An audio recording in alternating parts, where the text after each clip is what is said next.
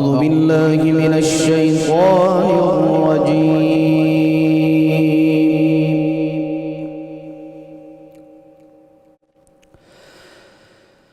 بسم الله الرحمن الرحيم.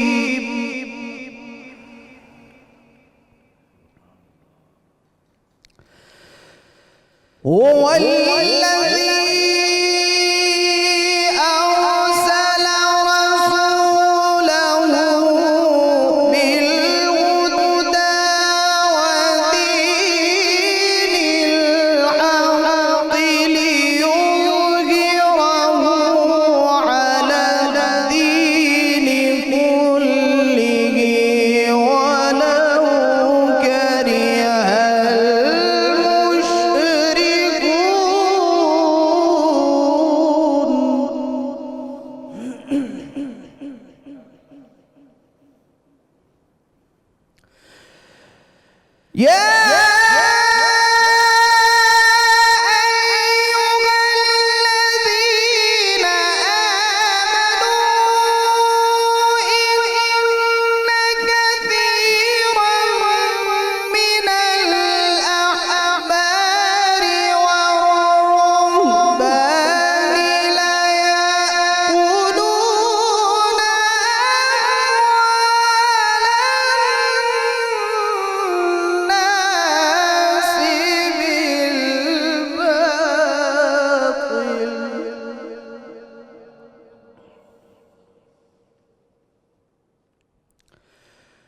لا يأكلون أموال الناس بالباطل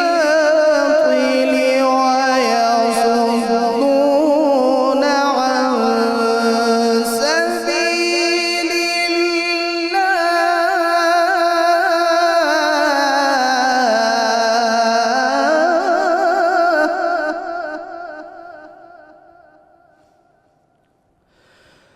والذين يكنزون الذهب والفضة ولا ينفقونها في سبيل الله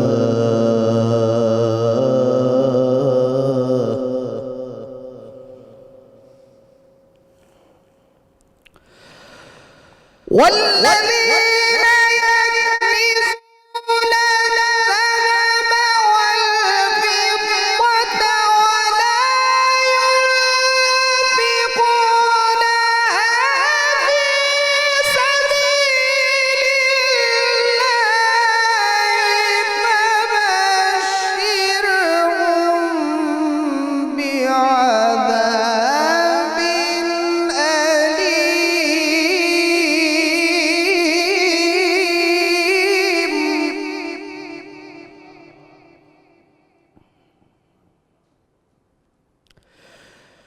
يوم يحمى عليها في نار جهنم فتكوى بها جباههم وجنوبهم وظهورهم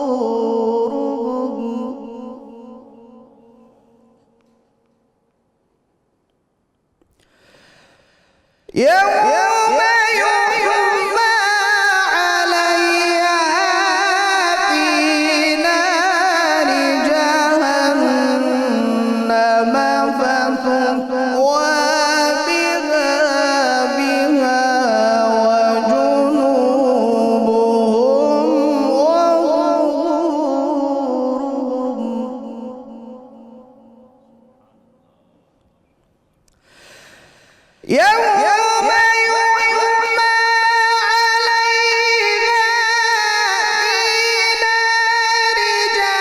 جهنم فتكوى بها وجنوبهم وظهورهم هذا ما كنز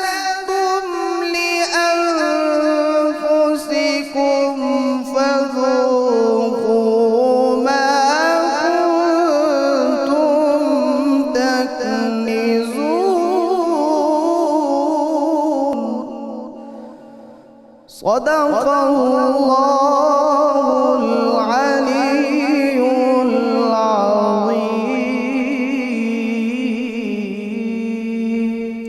ماشاءاللہ ماشاءاللہ، سلامت رہیے۔ ملک کے معروف نوجوان قاری جناب قاری محمد ذیشان حنیف صاحب تلاوت کلام پاک سے قلوب کو منور فرما رہے تھے۔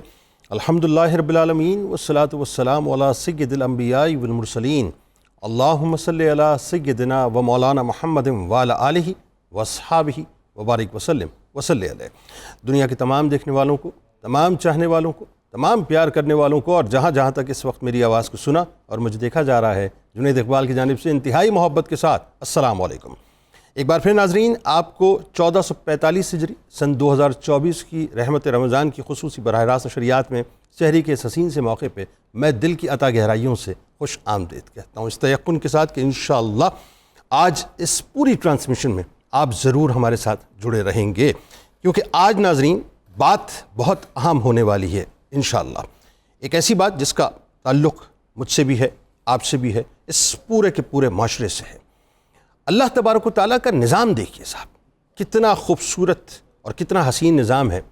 یہ جو کچھ بھی ہمیں عطا ہوا ہے نا، جو کچھ بھی ہمیں عطا ہوا ہے، جتنی نعمتیں ہمارے پاس موجود ہیں، اللہ تعالیٰ نے جو ہمیں شہرت دی، عزت دی، طاقت دی، پھر جو مال سے ہمیں نوازا ہے، جس کے پاس مال ہے، جو صاحب ثروت ہے، میں ان سے اس وقت مخاطب ہوں۔ ایک لمحے تصور کیجئے کہ آپ کی اس میں کیا ایبیلٹی ہے، آپ کا اس میں کیا کمال ہے کہ آپ مالدار ہیں۔ بس صرف یہی تو کمال ہے نا کہ آپ نے محنت کی۔ یہ محنت ضائع بھی ہو سکتی تھی، یہ محنت جو ہے وہ رائگاں بھی ہو سکتی تھی، اس محنت کو جو ہے وہ کامیابی کے چاند نہ لگتے، اس محنت کے آگے سکسیس نہیں لکھی جاتی۔ یہ بھی ہو سکتا تھا، یہ بھی ہو سکتا تھا کہ آپ دن رات محنت کرتے لیکن اس کے باوجود رزلٹ جو تھا وہ مکمل طور پہ زیرو آتا۔ بلیو می، میں آپ کو بتاؤں، یہ سب اللہ کا فضل ہوتا ہے کہ آپ صاحب محنت کرتے ہیں اور اللہ تبارک و تعالیٰ جو ہے وہ آپ کے اوپر روزی کے دروازے کھول دیا کرتا ہے۔ آپ سوچتے ہیں کہ آپ کی عقل ہے، آپ سوچتے ہیں کہ آپ کا فہم ہے، آپ سوچتے ہیں صاحب کہ آپ نے جو ہے وہ بہت کچھ کر دیا ہے، بڑی جد و جہد اور بڑی محنت کی ہے، لیکن جو کرکس ہے اس کا، جو رزلٹ ہے وہ میں آپ کو بتلا رہا ہوں، یہ سوائے اللہ کے فضل کے اور کچھ نہیں ہوتا۔ آپ دیکھیے بہت سے ایسے لوگ ہوتے ہیں جو صبح شام محنت کرتے ہیں، خان صاحب صبح شام محنت کرتے ہیں، دن رات محنت کرتے ہیں، دن رات لگاتے ہیں، لیکن اس کے باوجود بھی جو ہے وہ ایک سرٹن اماؤنٹ ان کے پاس آتا ہے اور وہ بالکل ہینڈ ٹو ماؤتھ ہوا کرتے ہیں۔ یعنی آپ دیکھیے کہ مہینے کی 25ویں تاریخ اگر آ جاتی ہے تو عموماً جو ہے ان کا بیلنس جو ہے وہ زیرو ہو جایا کرتا ہے، بلکہ وہ قرضے کے اندر چلے جاتے ہیں، کسی سے ان کو قرض لینا پڑتا ہے اور اپنے دیگر ایام کو گزارنا پڑتا ہے۔ اور بہت سے ایسے لوگ ہوتے ہیں جو بالکل محنت نہیں کرتے، یعنی فنگر ٹپس کے اوپر صرف اور صرف اپنا لیپ ٹاپ کھولتے ہیں اور ٹک ٹک ٹک ٹک ٹک ٹک دو چار کام کرتے ہیں اور پتہ چلا صاحب وہ ڈالرز کی جو ہے بارش ہونا شروع ہو جاتی ہے۔ تو یہ سب اللہ کا فضل ہے صاحب، وہ جس کو چاہتا ہے نواز دیتا ہے، جس کو چاہتا ہے نہیں دیتا۔ تو بات یہ ٹھہری کہ یہ جو مال ہمارے پاس ہے بنیادی طور پہ، جو کچھ بھی ہے، ایون جو کچھ بھی ہے، جتنا کچھ ہمارے پاس یہ نعمتوں کا سلسلہ، یہ سب اللہ کا دیا ہوا ہے صاحب، سب اللہ کا، اس میں انسان کا کچھ بھی نہیں ہے۔ یاد رکھیے، جس نے یہ کلیم کیا کہ یہ میری وجہ سے، اللہ تعالیٰ چھین لیا کرتا ہے، اور جس نے یہ کلیم کیا کہ یہ سب میرے رب کا فضل ہے، اللہ تعالیٰ اس کو بڑھا دیا کرتا ہے۔ اور جو اس بات کو سمجھ جائے، اس فلسفی کو، اس میتھمیٹکس کو اگر سمجھ جائے نا، آپ بلیو کیجئے پھر وہ کبھی مائنس نہیں ہوتا، اس کا پیسہ کبھی ڈیوائیڈ نہیں ہوتا، وہ ہمیشہ پلس ہوتا اور ملٹیپلائی ہوتا ہے۔ یہ ذہن میں رکھیے گا، یہ فارمولا میں آپ کو بتلا رہا ہوں۔ اچھا، اب جب یہ بات طے ہو گئی کہ یہ سب اللہ کا فضل ہے، تو اگلی بات سمجھ لیں کہ وہ پالن ہار کیسا کریم ہے۔ وہ ایک تو ہمیں دیتا ہے، اور دینے کے بعد یہ کہتا ہے کہ ہے کوئی جو مجھے قرض حسنہ دے۔ کیسی بات ہے، قرآن میں کلیم کر رہا ہے، وہ کہتا ہے کہ ہے کوئی جو مجھے قرض حسنہ دے۔ بھائی مال اللہ کا، سب کچھ دیا ہوا اللہ کا، پھر اللہ کو قرض حسنہ کیسے دیں صاحب؟ یہ تو بڑی عجیب سی بات نہیں ہے؟ عجیب سی بات ہے، بالکل عجیب سی بات ہے، کیونکہ سب اس کا ہے، وہ تو مالک ہے، وہ تو چاہے ویسے ہی لے لے، لیکن وہ کیا چاہتا ہے؟ وہ چاہتا ہے کہ میرا بندہ میرے دیے ہوئے مال میں سے لوگوں کی مدد کرے، پھر جب وہ لوگوں کو خوش کرے گا اور میری رضا کے لیے کام کرے گا تو اگین میں اس کو ملٹیپلائی کر دوں گا۔ کیسی بات ہے؟ اگین اس کو ملٹیپلائی کر دوں گا، یعنی وہ ایک خرچ کرے گا تو میں اس کو 700 اس کے عطا کروں گا۔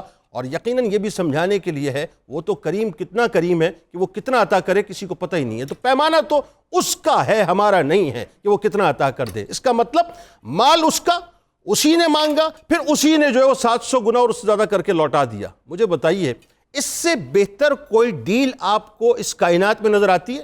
کوئی بھی اٹھا لیجئے کاروبار، کوئی بھی کاروبار اٹھا لیجئے، کسی کاروبار میں آپ کو اتنا انسٹنٹ نفع نہیں ملے گا جتنا نفع اللہ تبارک و تعالیٰ اپنے بندوں کو دکھلاتا ہے۔ کمال بات یہ ہے کہ انویسٹمنٹ بھی اسی کی، مال بھی اسی کا، سب اس نے ہمیں دیا، اسی میں سے پھر وہ ہم سے ری انویسٹ کرواتا ہے اور اسی میں پھر پروفٹ ہمیں جو ہے وہ 700 گنا بڑھا کے دے دیا کرتا ہے۔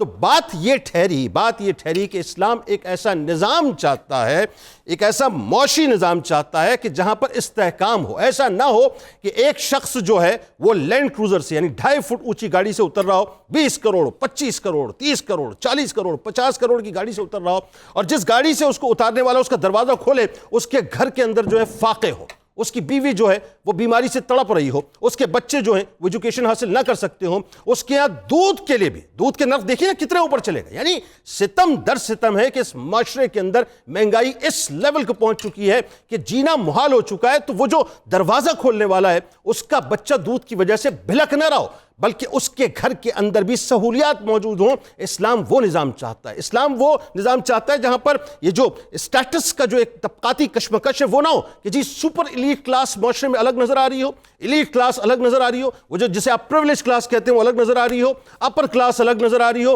مڈل کلاس الگ ہو، لوور مڈل کلاس الگ ہو، اور وہ لوگ جو کہ صرف اور صرف جینا جو ہے اس کی تمنا رکھتے ہوں، یعنی سانسیں اپنی برقرار رکھنا چاہتے ہوں یا ان کو صرف سانسوں کا موقع ملتا ہو، وہ طبقہ آپ کو الگ نظر آئے۔ اسلام چاہتا ہے کہ پیسے کی سرکولیشن ہوتی رہے، پیسہ صرف منجمد نہ ہو جائے ان لوگوں کے درمیان کہ جن کو اللہ تبارک و تعالیٰ نے بہت مال دیا ہے، بلکہ پیسہ اس کا ایک ٹرکل ڈاؤن ایفیکٹ پورے معاشرے کے اندر نظر آئے، اور اس کے لیے بڑا بہترین نظام اللہ تبارک و تعالیٰ نے انفاق فی سبیل اللہ کی صورت میں دیا ہے۔ اور اس میں بنیادی طور پہ جو بہت زیادہ فوکسڈ معاملہ ہے اس کو سمجھ لیجئے کہ جس عبادت کا ذکر اللہ تبارک و تعالیٰ نے تواتر کے ساتھ قرآن پاک میں کیا وہ یہ ہے کہ واقیموا الصلاۃ وآتوا الزکاۃ، واقیموا الصلاۃ وآتوا الزکاۃ، واقیموا الصلاۃ وآتوا الزکاۃ، کہ نماز ادا کرو اور زکوٰۃ ادا کرو۔ آپ دیکھیے زکوٰۃ کا معاملہ کتنا امپورٹنٹ ہے اور اس کی امپورٹنسی کو سمجھنے کی کوشش کیجئے۔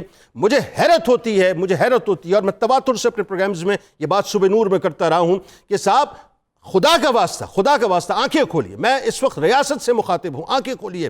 ہم IMF کے آگے جا کے بھیک مانگتے، ہم جا کے اپنی جھولیاں پھیلاتے ہیں کہ ہمیں بھیک دے دو، اور پھر اس کے بعد ہم تالیاں بجاتے ہیں کہ جی رینیول ہو گیا، ری رول ہو گیا ہمارا پیسہ، قسطیں ری رول ہو گئی، ہم اس کے بعد جو ہے وہ جشن مناتے ہیں کہ جی ایک بار پھر جو ہے ہمیں بھیک کی صورت میں پیسہ مل گیا ہے۔ کیوں نہیں سمجھ رہا اس بات کو کہ اللہ تبارک و تعالیٰ نے چیریٹی کی صورت میں، انفاق فی سبیل اللہ کی صورت میں، زکوٰۃ کی صورت میں ایک انتہائی زبردست نظام دیا ہے، اور اگر یہ نظام اچھا نہ ہوتا تو سرکار مدینہ صلی اللہ علیہ وآلہ وسلم باقاعدہ زکوٰۃ کلیکٹرز کو منتخب نہ فرماتے، رسول کریم صلی اللہ علیہ وآلہ وسلم ان کو پے نہ کرتے، صدیق اکبر رضی اللہ تعالیٰ عنہ مانین زکوٰۃ کے خلاف جہاد کا اعلان نہ کرتے، کسی بھی خلیفہ نے کبھی بھی اس معاملے سے ڈیویٹ نہیں کیا بلکہ زکوٰۃ کے نظام کو مکمل طور پر رائج کیا اس کی اسپرٹ کے ساتھ۔ آج سب سے بڑا مسئلہ پاکستان کا یہ ہے کہ ہم پاکستان کے اندر رہتے ہوئے سو کالڈ اسلامی جمہوریہ پاکستان میں رہتے ہوئے زکوٰۃ عشر کمیٹیز کی حالت دیکھتے ہیں تو وہاں پر کرپشن کے علاوہ دوسری کوئی بات نہیں نظر آتی۔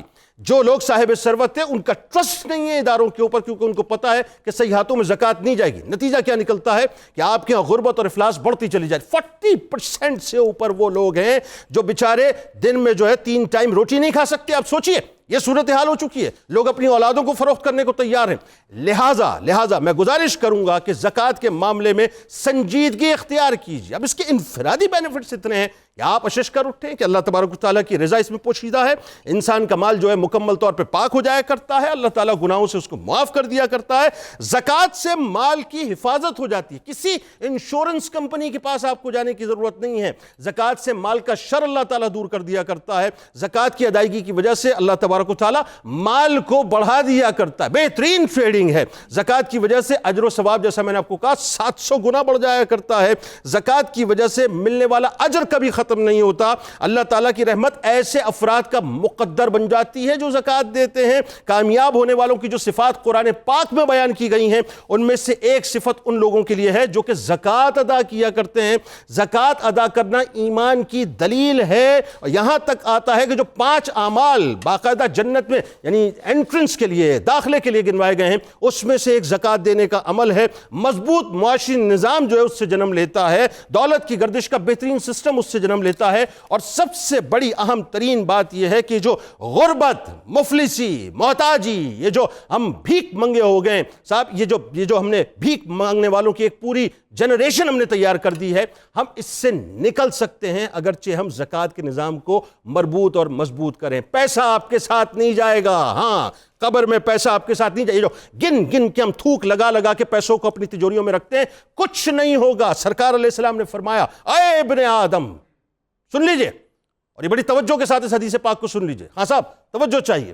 سرکار فرماتے ہیں کہ ابن آدم کہتا ہے کہ میرا مال، حالانکہ تمہارا مال صرف وہ ہے جو تم نے صدقہ کر دیا اور آگے چلا گیا اور کھایا اور اسے ختم کر دیا یا پہنا یا اسے پرانا کر دیا، بس ذہن میں رکھیے، آگے بھیجیے اپنے مال کو، اللہ کی راہ میں بھیجیے۔ حضرت عبداللہ ابن مسعود رضی اللہ تعالیٰ عنہ سرکار علیہ السلام کا قول نقل کرتے ہیں، توجہ سے سن لیجیے اپنے دماغ کو کھول کر اور اپنی روح کو کھول کے، جو شخص اپنے مال کی زکوٰۃ ادا نہیں کرتا، قیامت کے دن اس کا مال گنجے سانپ کی شکل میں اس کی گردن میں ڈال دیا جائے گا۔ لقد خلقنا الانسان فی احسن تقویم کی صورت ہمیں بنایا ہے، لیکن جن لوگوں پہ عذاب ہوگا ان کی صورت محشر کے روز یہ نہیں ہوگی۔ روایات میں یہاں تک آتا ہے کہ 40 گز ان کی جلدیں جو ہے وہ چوڑی ہو جائیں گی، ان کا جسم جو ہے وہ مکہ اور مدینے کے فاصلے کے درمیان ہو جائے گا، ایک داڑھ ان کی احد پہاڑ کے برابر ہوگی، اس شکل میں نہیں ہوں گے جس شکل میں عذاب ہوگا۔ تو سوچیے ذرا وہ گنجا سانپ کس لیول کا ہوگا۔ مال کا کیا کریں گے؟ ایک سانس آئی، ایک سانس گئی، ختم، انسان ڈھیر ہو جایا کرتا ہے، کسی کا کچھ نہیں پتا۔ زکوٰۃ کے نظام کو قائم کیجیے اور آج سے آغاز کیجیے، نیت کیجیے کہ میں نے انشاءاللہ مکمل پوری اللہ کو حاضر و ناظر جان کے پراپر زکوٰۃ نکالنی ہے، اس یقین کے ساتھ میرا رب راضی ہو جائے، اس یقین کے ساتھ کہ پروردگار کرم کر دے گا اس کے صدقے سے، اور اس ایمان کے ساتھ کہ جو لوگ میرے قریب ہیں انشاءاللہ آج میں ان کو سپورٹ کروں گا، کل یہی لوگ انشاءاللہ زکوٰۃ دینے والے بن جائیں گے۔ ونس یہ فیصلہ کریں، میں آپ کو دعوے سے کہہ رہا ہوں، ایک عشرہ پاکستان صرف اور صرف ایک عشرہ گزار لے، اس کے بعد کسی IMF کی، کسی ورلڈ بینک کی، کسی انٹرنیشنل مانیٹری فنڈ کی ہمیں ضرورت قطعاً نہیں پڑے گی انشاءاللہ۔ آغاز کرتے ہیں، اور ہمارے ساتھ اس وقت ناظرین جو شخصیات موجود ہیں یقیناً کسی تعارف کی محتاج نہیں۔ پہلی شخصیت ممتاز عالم دین ہیں، ہمارے بزرگ ہیں، بہت خوبصورت گفتگو کرتے ہیں، جناب پروفیسر محمد سعید احمد خان صاحب تشریف فرمائیں۔ دوسری شخصیت ممتاز عالم دین جناب مفتی ارشاد حسین سعیدی صاحب تشریف فرمائیں، اور تیسری شخصیت ممتاز عالم دین جناب علامہ محمد احمد برکاتی صاحب تشریف فرمائیں۔ تینوں کمال شخصیات، قداور شخصیات، خوبصورت گفتگو کرتے ہیں، تینوں کو خوش آمدید۔ اور میرے دائیں جانب آپ کے ہمارے ہم سب کے بہت پسندیدہ پرنس آف قوالی میرے بھائی اپنے ساتھیوں کے ساتھ موجود ہے، جناب شیر میاں داد خان صاحب۔ آپ تمام احباب کو خوش آمدید، السلام علیکم۔ وعلیکم السلام۔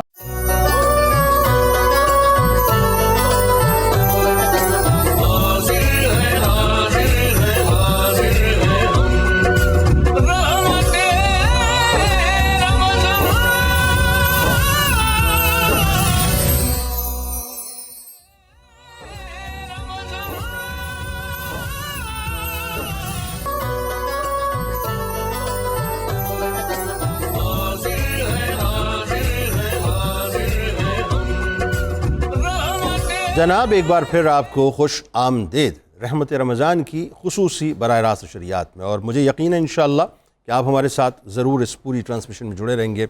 انشاءاللہ انفارمیٹیو بھی ہوگی اور دل کو چھو لینے والی اس اعتبار سے بھی کہ بہت سے لوگ اس بات کو سمجھ نہیں پا رہے کہ زکوٰۃ کی اہمیت کیا، اس کی فضیلت کیا، اور آج بہت ڈیٹیل میں انشاءاللہ اس پہ گفتگو کریں گے۔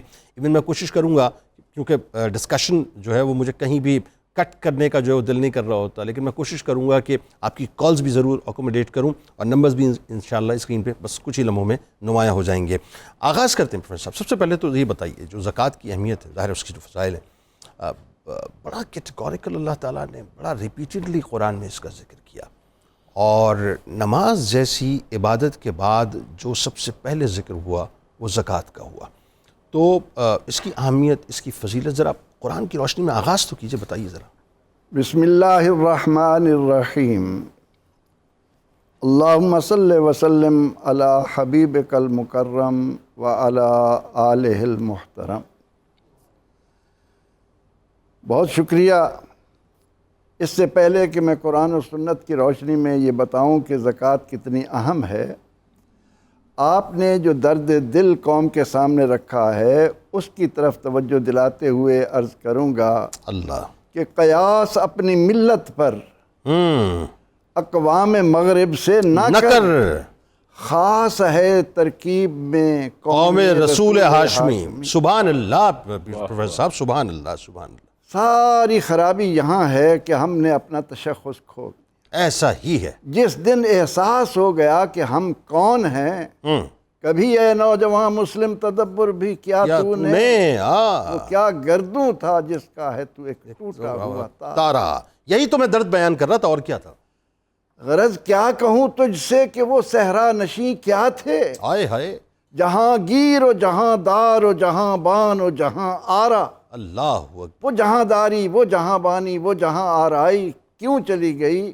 اس لیے کہ ہم نے اپنا تشخص سامنے نہیں رکھا، ہم نے جانا نہیں کہ میں ہوں کون۔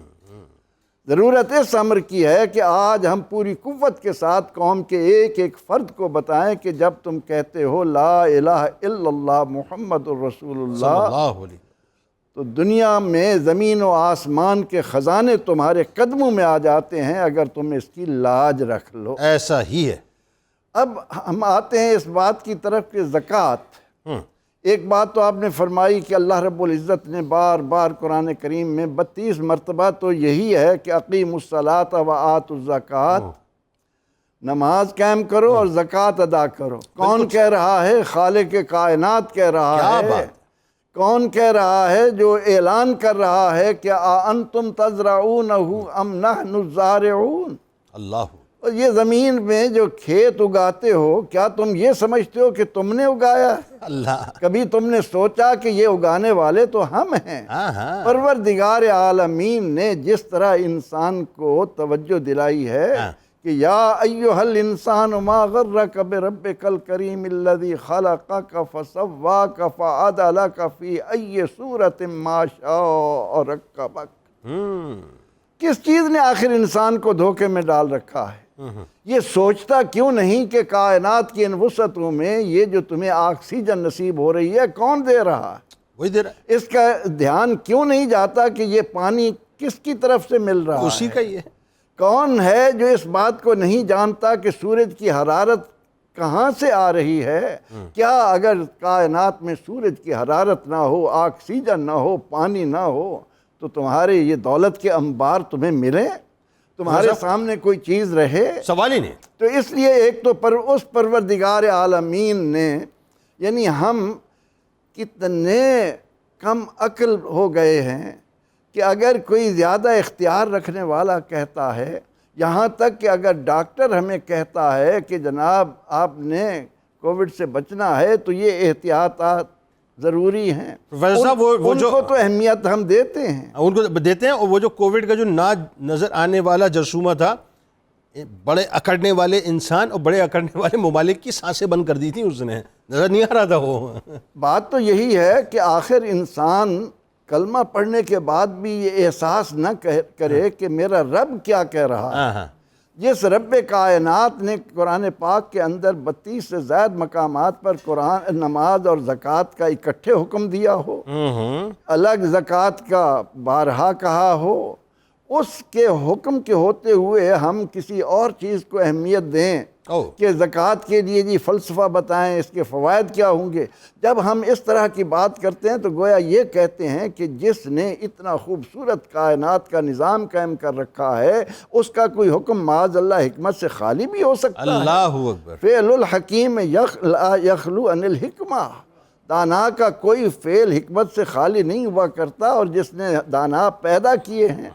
اب جہاں تک قرآن کریم میں زکوٰۃ کی فرضیت کا ذکر آتا ہے تو سب سے پہلے تو اللہ رب العزت نے اپنے حبیب مکرم صلی اللہ علیہ وسلم کو حکم دیا ہے کہ خذ من اموالہم صدقہ تطہرہم بہا وتزکیہم۔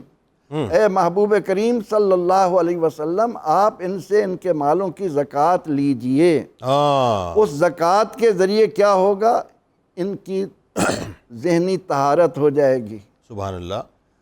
جب یہ کہیں گے نا کہ کمایا میں نے تھا اور اب میں اس کو دے رہا ہوں، تو اس کا ذہن پاک اور صاف ہو جائے گا کہ میں نے اپنے اس مال کو جائز طریقے سے، حلال طریقوں سے حاصل کرنا ہے۔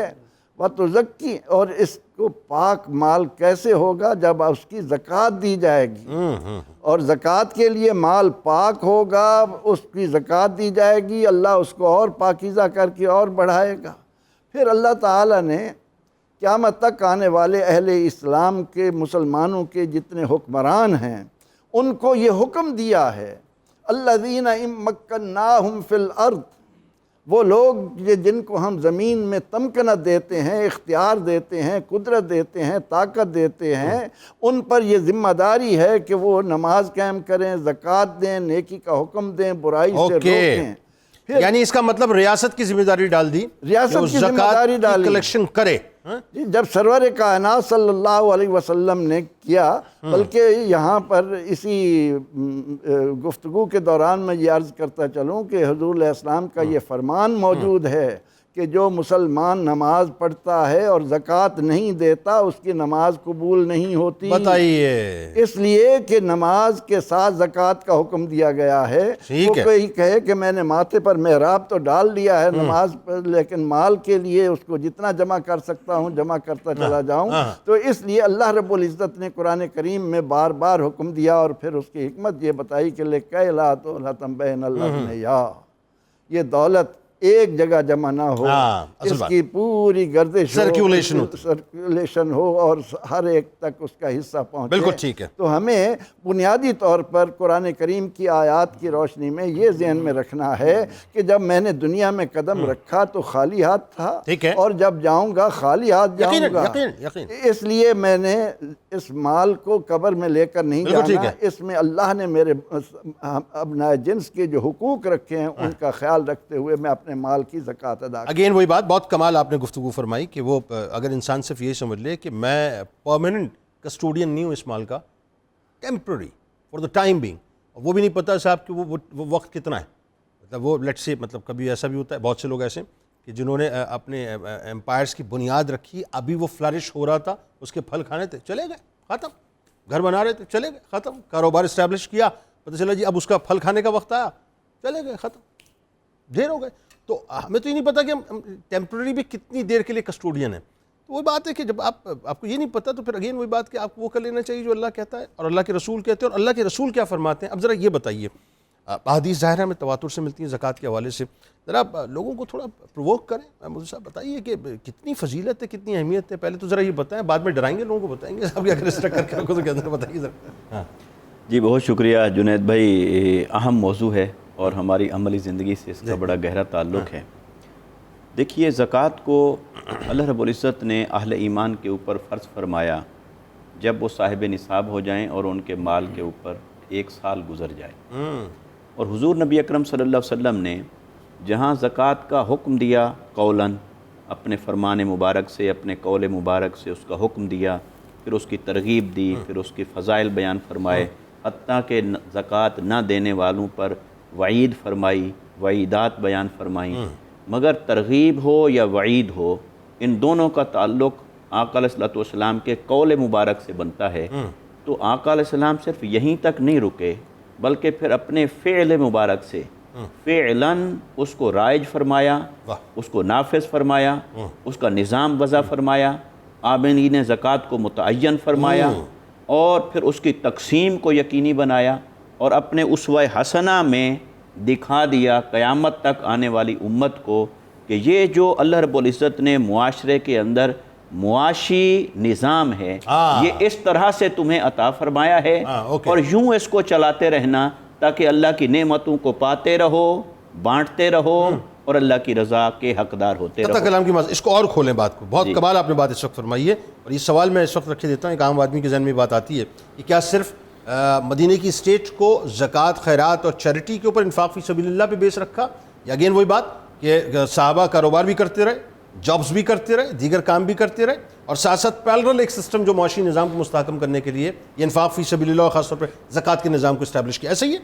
بالکل ایسے ہی ہے۔ بخاری شریف کی جو حدیث مبارکہ ہماری رہنمائی کرتی ہے اس بارے میں، حضور نبی اکرم صلی اللہ علیہ وسلم جب عاملین زکوٰۃ کو بھیجتے کسی قوم کی طرف، کسی قبیلے کی طرف، کسی علاقے کی طرف، تو آپ فرماتے انسٹرکشنز میں یہ ہوتا تو اخذ من اغنیائہم وترد الی فقرائہم، اسی قوم، اسی گروہ، اسی علاقے کے اغنیاء، غنی دولت مندوں سے لیا جائے اور اسی علاقے کے اسی قوم اور قبیلے کے فقراء اور ضرورت مندوں کے اندر تقسیم کیا جائے۔ اوکے، یعنی جہاں سے کلیکشن ہوگی جہاں سے لیا وہیں ڈیزرونگ اگر لوگ ہیں تو وہیں یوٹیلائز ہوگی، اس کی یوٹیلائزیشن ہونی یہ اس کا چاہیے۔ ایک مطلب سمجھ لیجئے کہ اس لیکن کا چونکہ اس میں لفظ آیا ہم تو اخذ من اغنیائہم، آقا علیہ السلام جب بھیج رہے ہیں کسی کو کسی قوم کی طرف کہ وہاں کے امیروں سے لیا جائے اور وہاں کے غریبوں کو یہ نہیں کہ دیا جائے، لوٹا دیا جائے۔ کیا اچھا جملہ ہے بھائی، کیا اچھا جملہ لوٹا دینے میں جو حکمت آقا علیہ السلام کے مد نظر ہے اس کو سمجھنا ضروری ہے۔ بتائیے بتائیے۔ اس کا مطلب یہ ہے کہ وہ جو غنی لوگوں کے پاس یا دولت مندوں کے پاس جو دولت آ گئی ہے اس میں بے شک ان کے کسب کا عمل دخل ہوگا، ان کی جد و جہد بھی ہوگی، ان کی محنت بھی ہوگی، ان کا اخلاص بھی ہوگا، ان کی ذہنی استعداد اور صلاحیت کا بھی عمل دخل ہوگا، ان کو نصیب ہونے والے مواقع کا بھی عمل دخل ہوگا، مگر عین ممکن ہے کہ جو اس میں ضرورت مند رہ گئے، محتاج اور فقیر رہ گئے، شاید حالات کے ستم نے انہیں وہ مواقع نہ دیے ہوں کہ وہ بھی اپنی معیشت کو خوشحال بنا پاتے، تو گویا کہ وہ حق ان کا ہے اور کسی وجہ سے ڈائریکٹلی انڈائریکٹلی وہ دولت سمٹ گئی ہے اور چند ہاتھوں میں آ گئی ہے۔ تو آقا علیہ السلام نے فرمایا کہ ان کے عمراء سے لیا جائے اور انہی کے غرباء کو لوٹایا جائے۔ Very good. تو گویا کہ اسلام جو ہمیں معاشی نظام عطا فرماتا ہے، جس کی تصویر آقا علیہ السلام نے امت کے سامنے رکھی، صحابہ کرام کے سامنے، اس میں کسب بھی ہے، تجارت بھی ہے، کمانا بھی ہے، محنت بھی ہے، اور پھر ان تمام تر اقدامات کے باوجود اگر معاشرے کے کچھ لوگ ضرورت مند رہ جائیں اور اپنی بنیادی ضروریات کو ترس رہے ہوں تو پھر یہ ان پر احسان نہیں ہوگا انہیں دینا یا ان کی مدد کرنا، بلکہ یہ انہیں لوٹانے کے زمرے میں آئے گا کہ ان کے جو معاشی حق تھا وہ کسی طرح سے سمٹ کر چند ہاتھوں میں آ گیا ہے۔ اب یہاں پر آقا علیہ السلام نے قولاً اور فعلاً جو نظام معیشت عطا فرمایا، اس میں دیکھیے سب سے پہلے تو آپ حدیث جبرائیل کو لے لیں۔ بخاری اور مسلم کی متفق علیہ حدیث مبارکہ ہے کہ جب جبرائیل امین انسانی شکل میں آقا علیہ السلام کی بارگاہ میں آئے اور مؤدب ہو کر زانو تلمس طے کر کے آقا علیہ السلام کی بارگاہ سے سوال پوچھتے ہیں، تو ایک سوال تھا اسلام کیا ہے، پھر تھا ایمان کیا ہے، پھر احسان کیا ہے، پھر قیامت کب آئے گی، اسلام کیا ہے۔ تو آقا علیہ السلام نے 5 چیزیں فرمائیں۔ فرمایا اللہ اور کی گواہی دینا کہ وہ وحدہ لا شریک ہے، رسول اللہ صلی اللہ علیہ وسلم کی گواہی دینا کہ وہ رسول ہیں اور نبی ہیں، اور پھر فرمایا اس کے بعد نماز قائم کرنا، پھر زکوٰۃ دینا، پھر روزہ رکھنا، پھر حج ادا کرنا۔ تو دیکھیے کہ اسلام کیا ہے۔ اسلام زکوٰۃ کے بغیر مکمل ہی نہیں ہوتا ہے، مکمل ہی نہیں ہے۔ اسلام زکوٰۃ کے بغیر کیسے مکمل ہوتا ہے؟ اس میں زکوٰۃ دینے والے ہیں اور پھر زکوٰۃ لینے والے ہیں، اور پھر اسی طرح اور متفق علیہ حدیث مبارکہ ہے، ایک شخص صحابی آقا علیہ السلام کی بارگاہ میں حاضر ہوئے، عرض کی یا رسول اللہ صلی اللہ علیہ وسلم ایسا عمل بتائیے کہ میں جنت میں داخل ہو جاؤں۔ کیا اچھی بات ہے بھائی، کیا روایت ہے۔ میرے آقا صلی اللہ علیہ وسلم نے فرمایا کہ پھر تم گواہی دو اللہ کے ایک ہونے کی، نبی صلی اللہ علیہ وسلم کے رسول ہونے کی، اور پھر نماز قائم کرو، روزہ رکھو، زکوٰۃ ادا کرو اور حج کرو۔ وہ شخص نے پلٹتے ہی یہ کہا کہ میں اللہ کی قسم اٹھا کے کہتا ہوں نہ اس سے کچھ زیادہ کروں گا نہ اس سے کم کروں گا، یعنی من نوعانے اس پہ عمل کروں گا، اور وہ پھر وہ اپنی سادگی کی وجہ سے یہ کہہ رہے ہیں کہ بڑھاؤں گا بھی کچھ نہیں۔ تو وہ جب مڑے تو آقا علیہ السلام نے مسکرا کر فرمایا کسی نے اگر جنتی کو دیکھنا ہو تو اس کو دیکھ لو، کیونکہ اس کا اخلاص تھا، عزم تھا، ارادہ تھا کہ میں اس کے اوپر عمل کروں گا۔ تو لہٰذا زکوٰۃ کو آقا علیہ السلام نے جو اہمیت دی ہے اپنے قول میں اور فعل میں،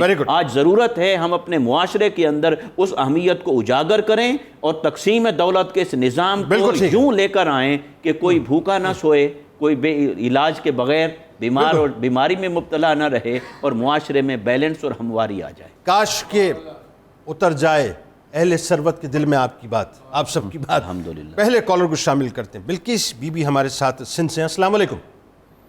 وعلیکم السلام۔ جی محترمہ۔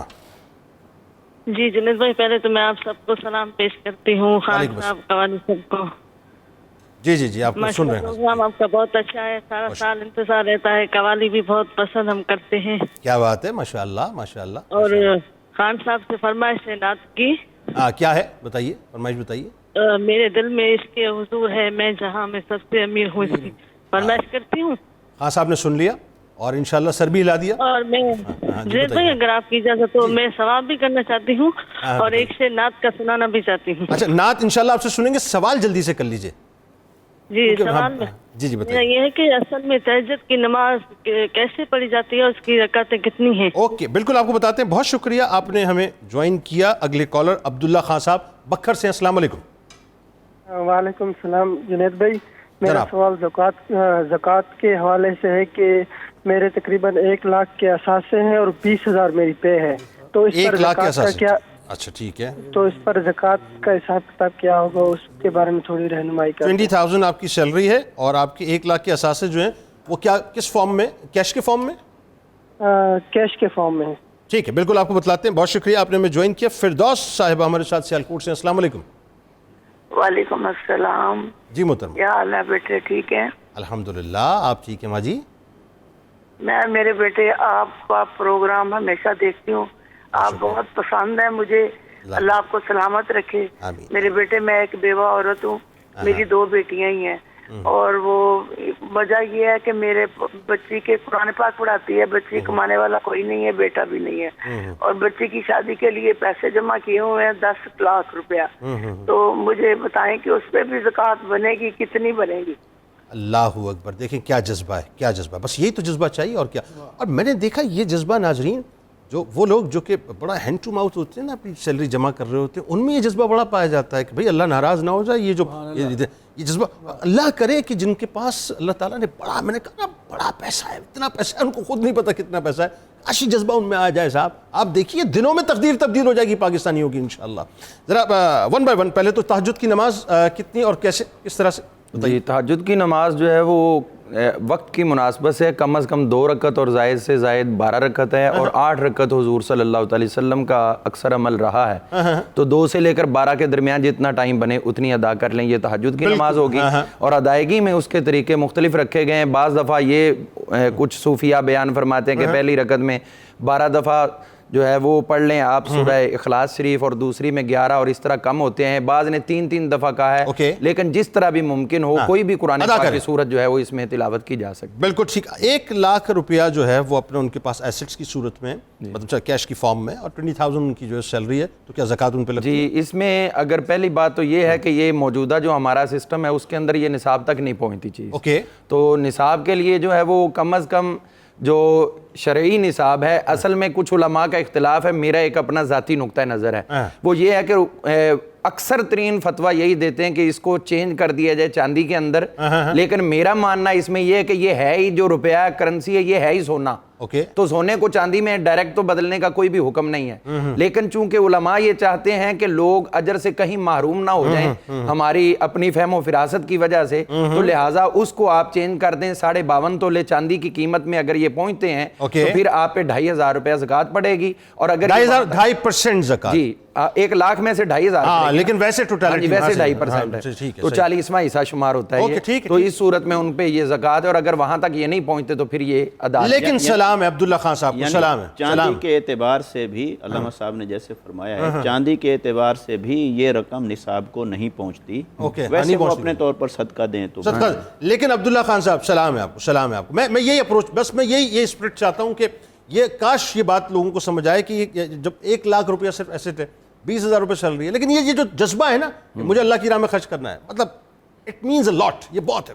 اب مجھے ذرا بتائیے فردوس صاحبہ, بچیوں کے لیے انہوں نے جہیز کے لیے پیسے جمع کیے 10 لاکھ روپے, کیا اس پہ زکوٰۃ؟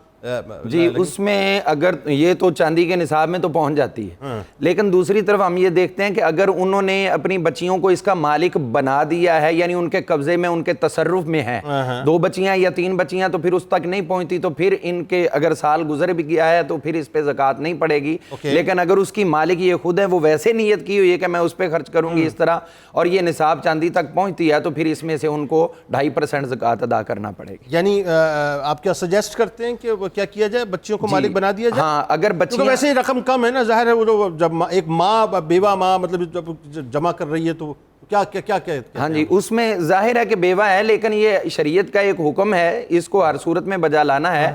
اور وہ یہی چیز ہے کہ اگر تو یہ اکیلی مالک ہے, بچیوں کا صرف نام رکھا کہ میں ان بچیوں کو دوں گی, لیکن سال گزر گیا تو ان پہ زکوٰۃ پڑے گی. لیکن اگر وہ جتنا مال ہے وہ بچیوں میں ڈیوائیڈ کر دیتی ہیں اور وہ ان کا قبضہ بھی ہو جاتا ہے, تصرف کا بھی حق ان کو ہوتا ہے, تو پھر یقیناً اگر 3 یا 4 جتنی بچیاں ان پہ اگر وہ نصاب تک نہیں پہنچتی تو پھر زکوٰۃ نہیں. ان کی ڈسکریشن پہ چھوڑ دیں دیتے ہیں کہ وہ جو کرنا چاہیے. صحیح ہے نا, ٹھیک. اچھا اب آئیے ذرا, اب بڑا ایک کیٹیگوریکل سوال بنتا ہے اس معاملے پہ کہ کیا وجہ ہے کہ دین اسلام نے اتنا جو ہے وہ اپنا زور کیوں دیا زکوٰۃ کے معاملے پہ, جبکہ دیگر مذاہب کو آپ دیکھتے ہیں تو وہاں صورتحال بالکل مختلف ہے. لیکن اچھا دیگر مذاہب سے کتنا مختلف ہے یہ بھی ذرا آپ نے بتانا ہے ساتھ ساتھ, اس پہ بات کیجیے. جی, اسلام کے حوالے سے اگر ہم غور کرتے ہیں تو ویسے تو یہ زکوٰۃ کا حکم جو ہے وہ اللہ تعالیٰ نے تقریباً ہر مذہب میں جاری فرمایا ہے. یہود جو تھے ان کے اندر 1/4 حصہ زکوٰۃ کا تھا. اچھا 34. ہاں جی, انہوں نے 25% جو ہے وہ ادا کرنا ہوتی 100 روپے کمائے 25 روپے دینا, 25 روپے دیں گے. اوکے. لیکن جہاں تک مذہب عیسائیت کی بات ہے تو اس کے اندر تو حضرت سیدنا عیسیٰ علیہ نبینا علیہ السلام نے اپنا ذاتی گھر تک بھی نہیں بنایا تھا. وہ تو ایک آپ کے پاس دراز گوشت تھا اور چند کپڑے ہوتے تھے تو آپ اسی میں سیاحت فرماتے تھے, اور عیسیٰ کا لفظی میں نبی سیاحت کرنے والا ہی ہے. تو آپ نے چونکہ یہ مال ہی جمع نہیں کیا تو ان کے اعتبار سے دیکھیں تو وہ تو کہتے ہیں سب کچھ ہی تم خرچ کر دو. لیکن جہاں تک اسلام کی بات ہے, اسلام یہ نہیں کہتا کہ آپ کے پاس مال کیوں آیا, آپ مجرم بن گئے, وہ سارا چھوڑ دو. اسلام یہ کہتا ہے کہ آپ جو مالک ہو 100 روپیہ کمایا, 97.5 روپے آپ کے, 2.5 روپے ہمارے. 2.5 روپے اللہ کے. تو اب یہ دیکھیے 2.5 روپے جو ہے ان کی کیا 97.5 روپے کے مقابلے میں ویلیو ہوگی.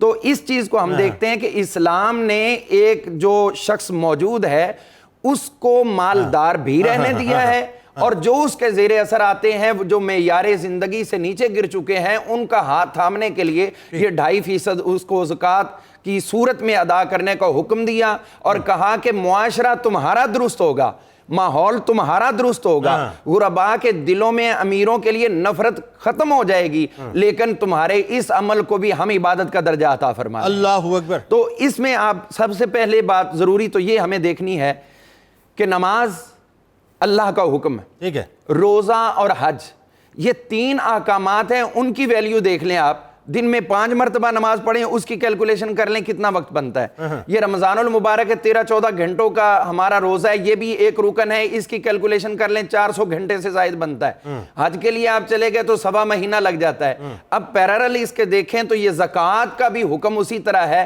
تو اس کو دنیا اگنور کر دیتی ہے اور اس کی طرف توجہ بھی نہیں کرتی.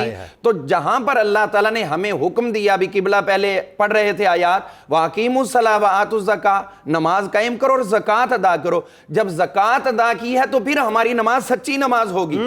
اس لیے کہ جب ہم نماز پڑھتے ہیں تشہد میں بیٹھتے ہیں تو وہاں کہتے ہیں التحیات للہ والصلوات والطیبات, یا اللہ میری زبان کی عبادت بھی تیرے لیے, میرے جسم کی عبادت بھی تیرے لیے, اور میرے مال کی عبادت بھی تیرے لیے. سبحان اللہ. اب زندگی میں زکوٰۃ تو ادا نہیں کی, کبھی فرض تو ادا نہیں کیا, فطرانہ ادا نہیں کیا, صدقہ کیا نہیں, اور نماز میں بیٹھے ہوئے کہہ رہے ہیں یا اللہ میرے سارے مال کی عبادت تیرے لیے, تو اللہ کی عبادت کے اندر بھی جھوٹ شامل کر رہے ہیں. تو سچا ہونے کے لیے اللہ نے کم از کم اتنا حق دے دیا کہ زکوٰۃ میرا حکم ہے, اس کو ادا کرو, تمہاری نماز مکمل ہوگی اور کامل سچی نماز قرار پائے گی. یعنی اس کا مطلب یہ ہے کہ آپ اپنی عبادات کی مقبولیت و قبولیت چاہتے ہیں تو زکوٰۃ کا چینل جو ہے وہ آن رکھیں, وہ آن رکھنا ہوگا. اور پھر ہم اسی چیز کو دیکھتے ہیں کہ جب یہ زکوٰۃ دی جاتی ہے تو اس کے اندر صرف اور صرف اس شخص کا مال پاک نہیں ہوتا, بلکہ پورے معاشرے سے بھی برائیاں ختم ہونا شروع ہوتی ہیں اور معاشرہ بھی پاک ہونا شروع ہو جاتا ہے. حضور صلی اللہ علیہ وسلم کی آپ حیات طیبہ کو دیکھیے, لقد کان لکم فی رسول اللہ اسوۃ حسنہ کے تحت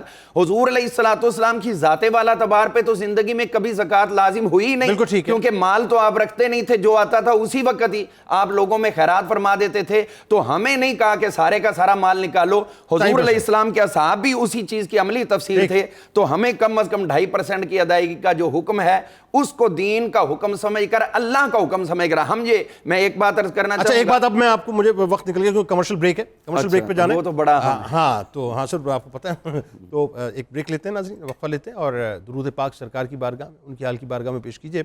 لوٹ کے جو ہے سلسلے کو جوڑیں گے اور پھر انشاءاللہ آگے قاضی صاحب سے بھی بات کریں گے. لیکن ایک کیلکولیشن میں آپ کو میتھمیٹکلی بتاؤں گا, جو کاروباری لوگ ہیں ان کو ذرا سمجھاؤں گا میں کہ صاحب بڑی کمال ایک کیلکولیشن ہے, 97.5% اور 2.5% کی گفتگو ہوگی انشاءاللہ. درود پاک.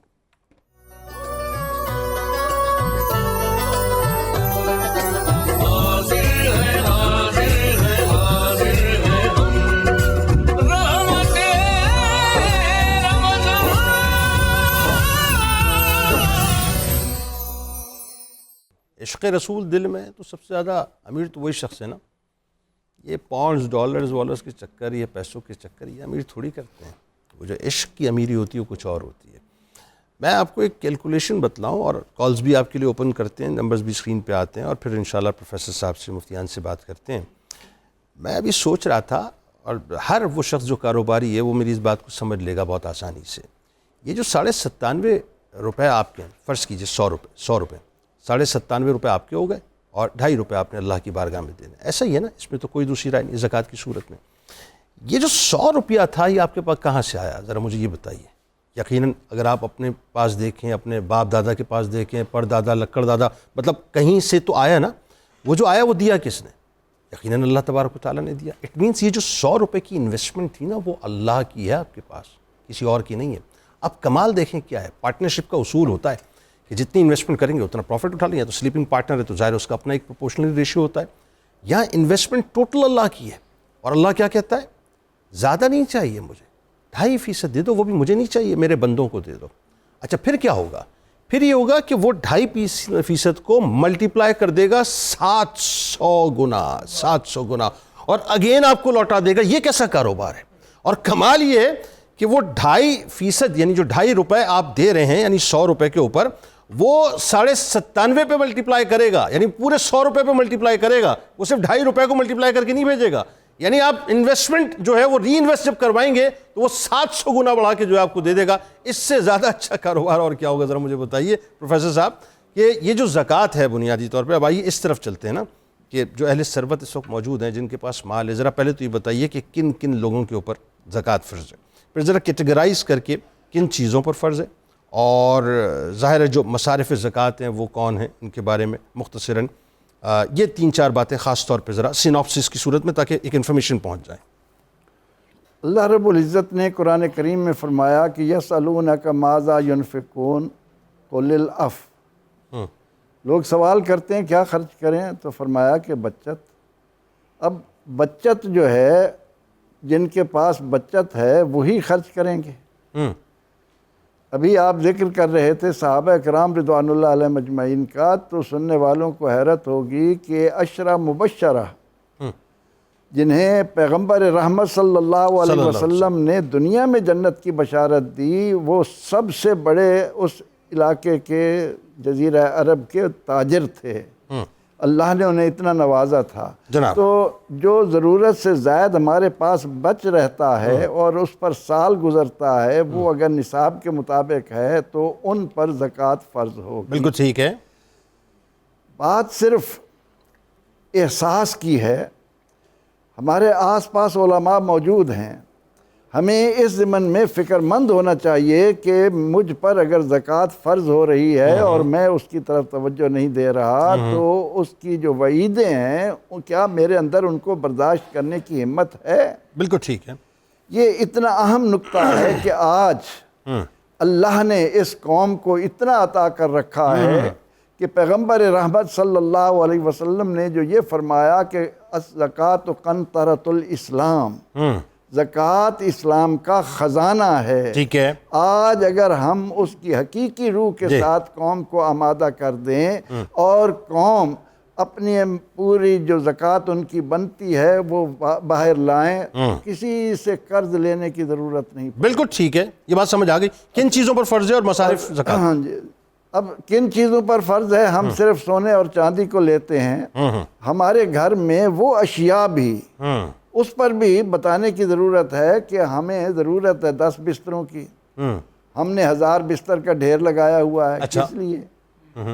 ہمیں گھر میں جن چیزوں کی ضرورت ہے جو سال بھر استعمال میں آتی ہیں ان پر زکوٰۃ نہیں ہے. آپ کی گاڑی 50 کروڑ کی ہے, اس پر زکوٰۃ نہیں ہے. بالکل ٹھیک ہے. لیکن ایسی چیزیں جو ہم ایسے مجسمے لا کر لاکھوں روپے کے رکھ دیتے ہیں اور نمائش کے لیے, ان کا کوئی مصرف نہیں ہے, وہ کہاں جائیں گے؟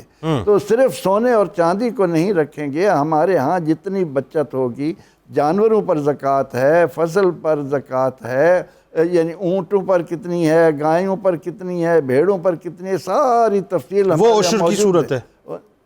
جی ہاں, ان کو یعنی جو زکوٰۃ نصاب کے مطابق آئیں گی. تو فصلوں میں آ گیا, فصلوں میں آئے گا. ٹھیک ہے. فصلوں پر جو دیا جائے گا اسے عشر کہیں گے. عشر جو ہے نا وہ کھیت پیداوار پر آتا ہے, خمس اور عشر. ٹھیک, بالکل صحیح. حساب اور ہے. لیکن ہمارے ہاں ہم جو چیزیں گھروں میں لا رہے ہیں جو چیزیں ہمارے استعمال کی ہیں ان پر زکوٰۃ نہیں ہے۔ اس کے علاوہ جو چیزیں ہم نے گھروں میں سونے چاندی، ہر گھر میں سونا چاندی جمع ہے، اس کی طرف کوئی فکر نہیں ہے۔ تو اس بات کو سامنے رکھتے ہوئے کہ پروردگار عالمین نے جو ہمیں زکوٰۃ کا حکم دیا ہے، اور پھر یہ دیکھیں کہ نبی اکرم رحمت عالم صلی اللہ علیہ وسلم نے سوال کی حوصلہ شکنی کی ہے۔ بالکل ٹھیک ہے۔ 3 حصے اسلامی تعلیمات کے گداگری کے خلاف جاتے ہیں، لوگوں کے سامنے ہاتھ پھیلانے کے خلاف جاتے ہیں۔ تو اس لیے ہمیں زکوٰۃ کے مصارف کا بھی علم ہونا چاہیے کہ زکوٰۃ کن کن کو دی جا سکتی ہے، اس کو بھی سورہ توبہ کی آیت نمبر 60 میں بتا دیا گیا کہ انما الصدقات للفقراء والمساکین، کہ زکوٰۃ جو ہے فقیر کے لیے اور مسکین کے لیے۔ سب سے پہلے ان لوگوں میں سے لایا گیا۔ فقیر کس کو کہتے ہیں؟ جس کے پاس ایک وقت کا کھانا ہے، دوسرے کا وقت کا ہے ہی نہیں۔ مسکین اس کو کہتے ہیں کہ جس کے پاس اس کھانے کے وقت کے بعد دوسرے وقت کے لیے موجود ہے، اس سے زیادہ کوئی نہیں ہے۔ بعض علماء نے اس کے علاوہ بھی بہت ساری باتیں ہیں فقیر۔ تو فقیر اور مسکین کے علاوہ جو ہیں وہ زکوٰۃ کے حقدار ہیں جو محکمے میں کام کر رہے ہیں زکوٰۃ پر۔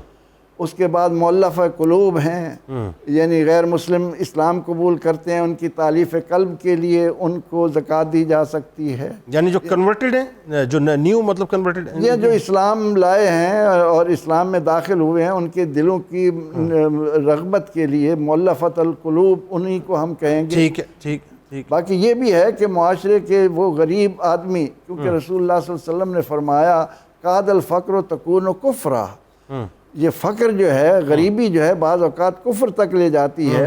تو ایسے غریب لوگ کہ غریب بھی ہیں اور دین کی طرف بھی رغبت نہیں ہے، وہ بھی تالیف قلب میں لے جا سکتے ہیں، ان کو بھی اس میں شامل کیا جا سکتا ہے۔ اس کے بعد ہے پھر رقاب، گردنیں آزاد کرانے میں، جن مقروض ہیں ان کو قرض سے نجات دلانے کے لیے، اور اس کے علاوہ جو ہیں ان کو ہم زکوٰۃ دیں گے غارمین، جن پر تاوان ہے، ادا نہیں کر سکتے، ان کو بھی زکوٰۃ فنڈ سے ہم زکوٰۃ دے کر ان کو آزادی دلوائیں گے۔ فی سبیل اللہ، اللہ کی راہ کے کئی اس پر علماء کو چاہیے کہ ریسرچ کر کے کہ فی سبیل اللہ کے زمرے میں کیا کیا چیزیں آتی ہیں، ان تمام کو مد نظر رکھتے ہوئے زکوٰۃ کا مصرف وہ بھی لایا جائے۔ اور اس کے بعد مسافر، ابن السبیل، مسافر بھی زکوٰۃ کا حقدار ہے اگر وہ یعنی آ جائے۔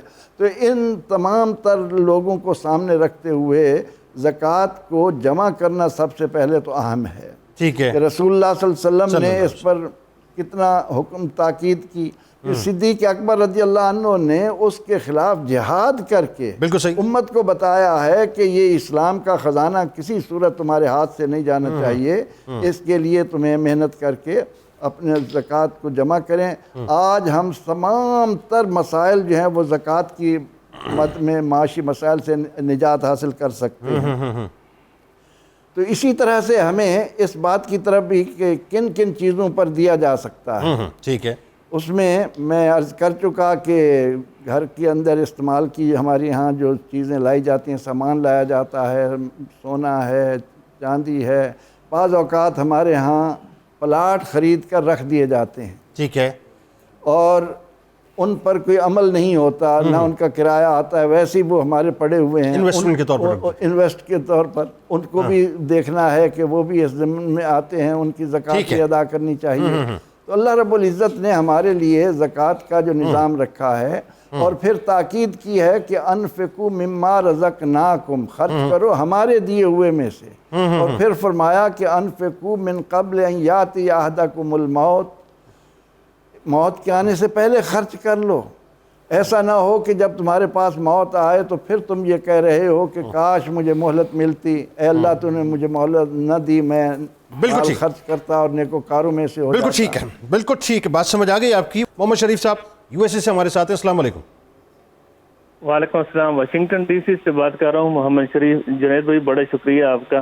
میرا سوال یہ ہے کہ اگر میں زکوٰۃ دینا چاہوں پاکستان میں تو میں ڈالروں کے حساب سے دوں گا یا پاکستانی کرنسی کے حساب سے؟ کیونکہ میرے کچھ پیسے جو ہیں پاکستان میں پڑے ہوئے ہیں، پاکستانی کرنسی میں، یعنی آپ یو ایس میں سیٹل ہو چکے ہیں یا پاکستان؟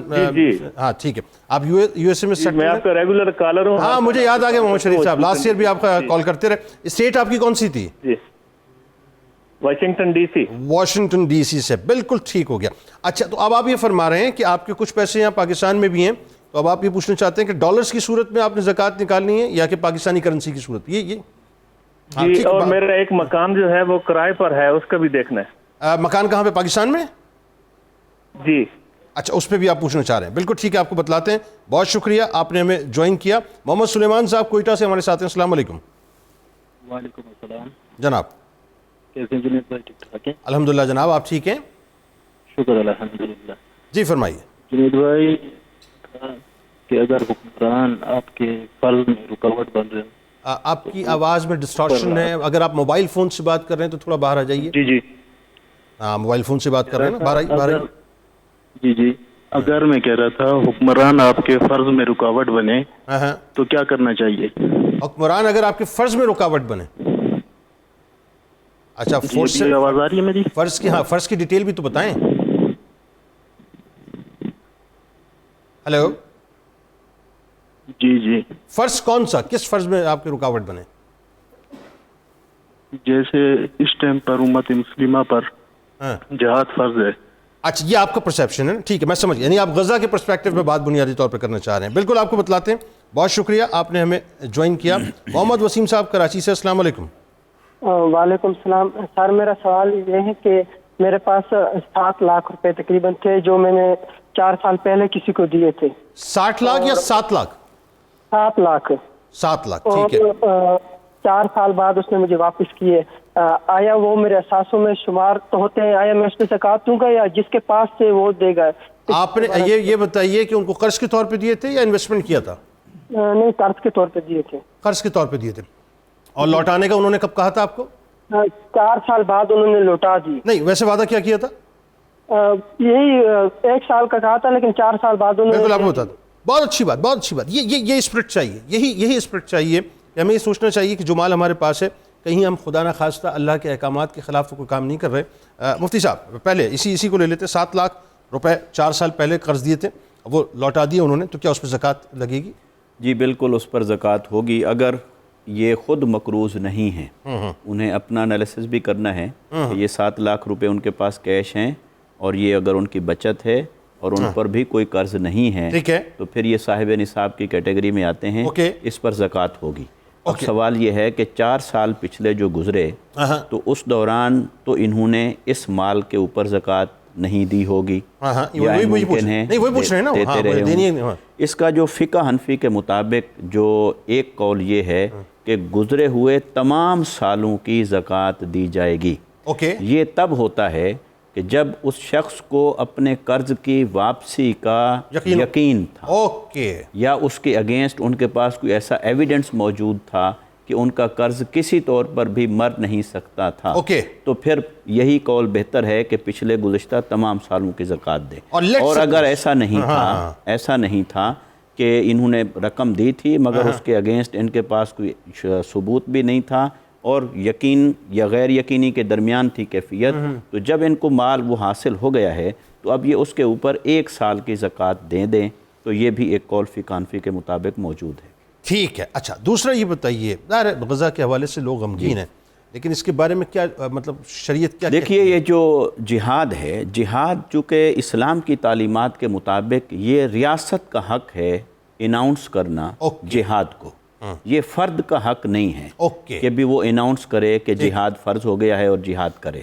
لہٰذا ہمیں جتنی بھی تعلیمات ملتی ہیں خلافت راشدہ کے دور کی جو تاریخ ملتی ہے تو یہ ریاست کا حق ہے. ہاں اب ریاست کے اوپر جہاد فرض ہے، ریاست کے ذمہ داران اسے ادا نہیں کر رہے تو ہمیں اپنا دباؤ بڑھانا ہے یا مطالبہ کرنا ہے ریاست سے کرنا ہے، نہ کہ ریاست کو چھوڑ کر جہاد کی طرف چلے جانا ہے. اس سے جو ایک انتشار اور نظم و ضبط کا فقدان ہو جاتا ہے تو اس وجہ سے ریاست کی ہی ذمہ داری ہے بنیادی طور پر جہاد کا اعلان کرنا، جہاد کے لیے انیشیٹ کرنا، جہاد کا فیصلہ کرنا. اور اب اس سوال میں یہ تھا کہ فرض میں رکاوٹ بنے. اگر اس کو جنرلی لیا جائے کہ کوئی فرض ہے جو شریعت کی طرف سے فرض ہے اور ریاست اس میں رکاوٹ بن رہی ہے تو قرآن مجید کا اور آقا علیہ السلام کی تعلیمات کا واضح فرمان ہے کہ لا طاعت الخلق فی معصیت اللہ، مخلوق میں سے کسی کی ایسی بات کو تسلیم نہیں کیا جائے گا جس میں اللہ کی نافرمانی ہوتی ہو۔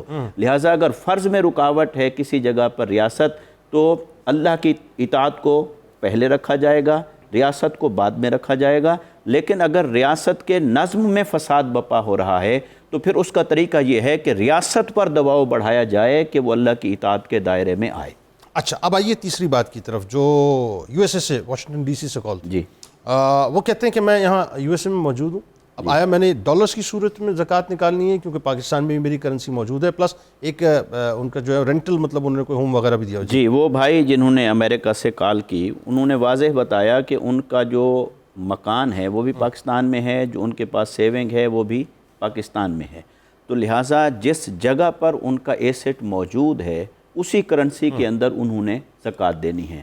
اور ویسے جس وقت وہ زکوٰۃ دے رہے ہوں گے اس وقت وہ کرنسی کو دیکھ سکتے ہیں، جو اگر فرض کریں کہ جس مستحق کو وہ دینا چاہتے ہیں وہ اگر امریکہ میں رہتا ہے تو یہ اپنی زکوٰۃ کیلکولیٹ کریں گے پاکستانی کرنسی میں، اور پھر اسے جتنا بنتا ہے کنورٹ کر کے وہاں دے دیں۔ اور اگر ان کا ایسٹ موجود ہے امریکہ کے اندر تو پھر یہ اس اعتبار سے وہاں کیلکولیٹ کر کے جب بھیجنا چاہیں تو کرنسی ایکسچینج کر لیں۔ اور جو مکان ہے، مکان کے ایسٹ کے اوپر یا اس کی زمین کے اوپر یعنی کیپٹل کے اوپر زکوٰۃ نہیں ہے، لیکن جو اس کا کرایہ آتا ہے، کرائے پر بھی اس طرح سے زکوٰۃ نہیں ہے کہ جتنا کرایہ آیا اس پر زکوٰۃ دیں، بلکہ اس کرائے کو انکم شمار کیا جائے گا، اپنے کل ایسٹ کے اندر جمع کیا جائے گا، اور کل ایسٹ کو کیلکولیٹ کرتے ہوئے 2.5% اس کی زکوٰۃ دی جائے گی۔ بالکل ٹھیک ہوئے۔ اب ذرا ایک بات بتائیے، اور یہ بالکل آپ کے میرے پاکستان سے مطلب ریلیونٹ یہ کوشچن کہ مطلب زکوٰۃ جیسے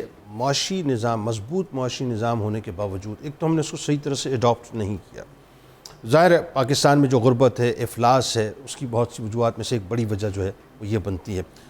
اس بات کو آپ کیسے دیکھتے ہیں؟ اور ساتھ ساتھ اگر آپ مصارف زکوٰۃ پہ بھی کچھ بات کرنا چاہیں تو ضرور مطلب اس پہ بات کیجیے گا۔ دیکھیے، زکوٰۃ جو ہے یہ اسلام کے معاشی نظام کے اندر ریڑھ کی ہڈی کی حیثیت رکھتا ہے، لہٰذا اس میں کلیکشن کا نظام اور تقسیم کا نظام دونوں اپنی اپنی جگہ پر اہم ہیں، اور دونوں کے قواعد اور ضوابط، اس کے SOPs، رولز ریگولیشنز وہ قرآن نے بھی واضح فرما دیے اور آقا علیہ السلام نے بھی اپنی سیرت اور تعلیمات سے واضح فرما دیے۔ اب اس کی جو امپلیمنٹیشن ہے وہ ریاست کی ذمہ داری ہے۔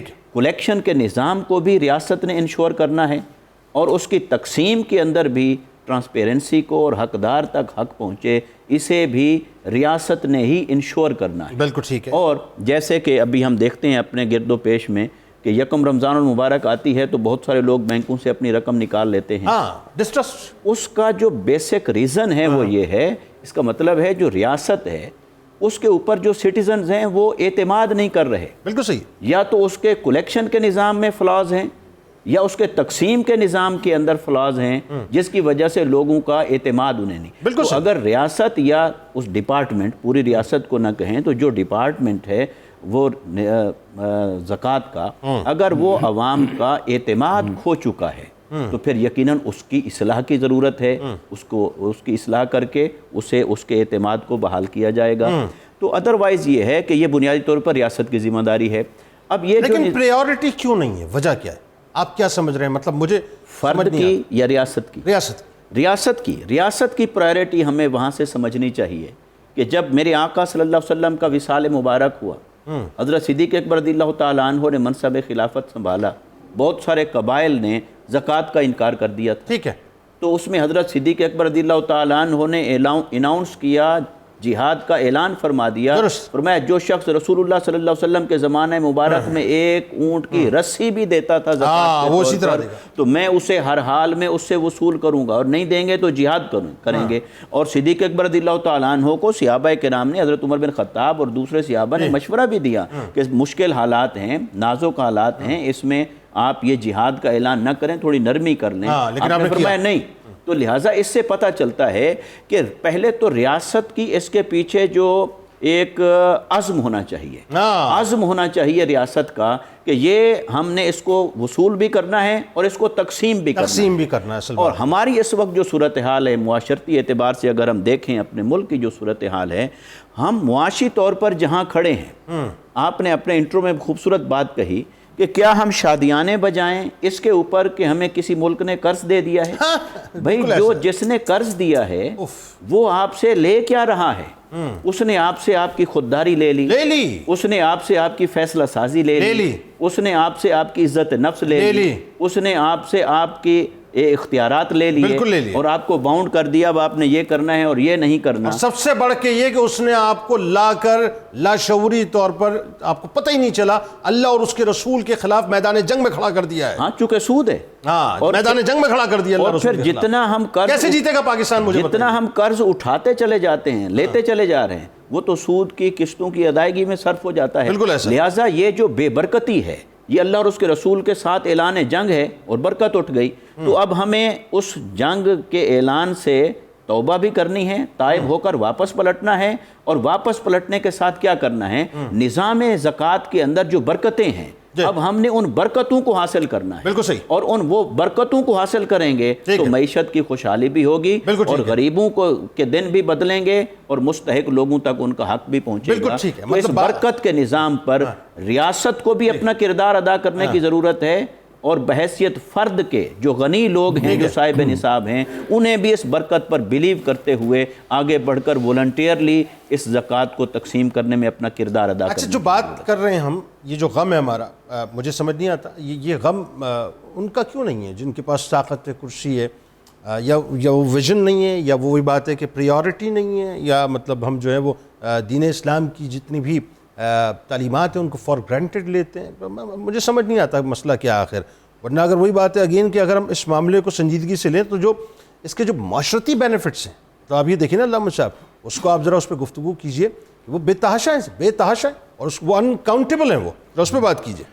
جی یقیناً معاشرہ جو ہے وہ اللہ تعالیٰ نے اس معاشرے پہ یہ کرم رکھا ہے کہ حضور صلی اللہ تعالیٰ علیہ وآلہ وسلم ارشاد فرماتے ہیں الخلق و عیال اللہ، مخلوق اللہ کا کنبہ ہے۔ تو جو کنبے کا سربراہ ہے وہ کبھی بھی نہیں چاہتا کہ اس کی سربراہی کے اندر جو کنبہ ہے اس میں سے کچھ افراد جو انتہائی طاقتور بن جائیں اور کچھ کمزور بن جائیں۔ مالک جو ہے وہ سب کو پیرالل رکھنا ہی چاہتا ہے۔ تو اب یقیناً جن لوگوں نے مال کما لیا زیادہ، کچھ نے اپنی ہمت سے، اپنی سمجھ سے، فہم و فراست سے، کچھ نے کوئی اور انفیئر مین یوز کر لیے، تو مال انہوں نے جمع کر لیا، اور اب کچھ لوگ ایسے ہیں کہ جن کے پاس باوجود محنت کے مال جمع نہ ہو پایا اور وہ اس سے اپنی گھریلو اور معاشرتی حیثیت کو مضبوط نہ کر پائے۔ تو اب اسی سلسلہ میں اللہ تعالیٰ یہ چاہتا ہے کہ جب تمام ابن آدم کو وَلَقَدْ كَرَّمْنَا بنی آدم، ہم نے تمام اولاد آدم کو عزت عطا کر دی ہے، تو پھر اب یہ لازم ہے کہ جو ان سے گرا ہوا ہے اس کو گرا سمجھ کے اس کو اور ٹھوٹے نہ ماریں، بلکہ ہاتھ سے پکڑ کے اپنے ساتھ کھڑا کریں تاکہ ایک معاشرہ خوبصورت معاشرہ قرار پائے، اور ایسا معاشرہ ہو جس کے اندر پیار، محبت، مہر و وفا، ایک دوسرے کے ساتھ ایسی وابستگی ہو جائے کہ وہ سب کے سب ایک ہی تسبیح میں خود کو پرویا ہوا دانا سمجھے۔ اب حضور صلی اللہ تعالیٰ علیہ وسلم نے اسی چیز کو فروغ دیا۔ معاشرے کے اندر اظہار نبوت سے پہلے حضور صلی اللہ علیہ وسلم جو تھے، آپ اتنا مال خرچ کرتے تھے غرباء فقراء پر کہ جب آپ کے پاس پہلی وحی نازل ہوئی تو اس وقت حضرت ام المومنین خدیجہ الکبریٰ سلام اللہ تعالی علیہا، انہوں نے جو حضور صلی اللہ علیہ وسلم کی خدمت میں تسکین کے الفاظ عرض کیے تھے، ان میں ایک یہ بھی انہوں نے عرض کیا تھا کہ حضور آپ تو وہ ہیں جو بھوکوں کو کھانا کھلاتے ہیں، جو غریبوں کی آپ مدد فرماتے ہیں، بیواؤں کا سہارا بنتے، تو یہ ساری کی ساری چیزیں مال خرچ کرنے کی طرف جاتی ہیں۔ اور حضرت ام المومنین کا یہ جملہ اس وقت بعثت کے اظہار سے پہلے کی بات ہے کہ آپ یہ جملہ بول رہی ہیں کہ حضور آپ اتنا مال خرچ کرتے ہیں غرباء فقراء پر، تو اللہ تعالیٰ کیسے آپ کو ضائع ہونے دے گا؟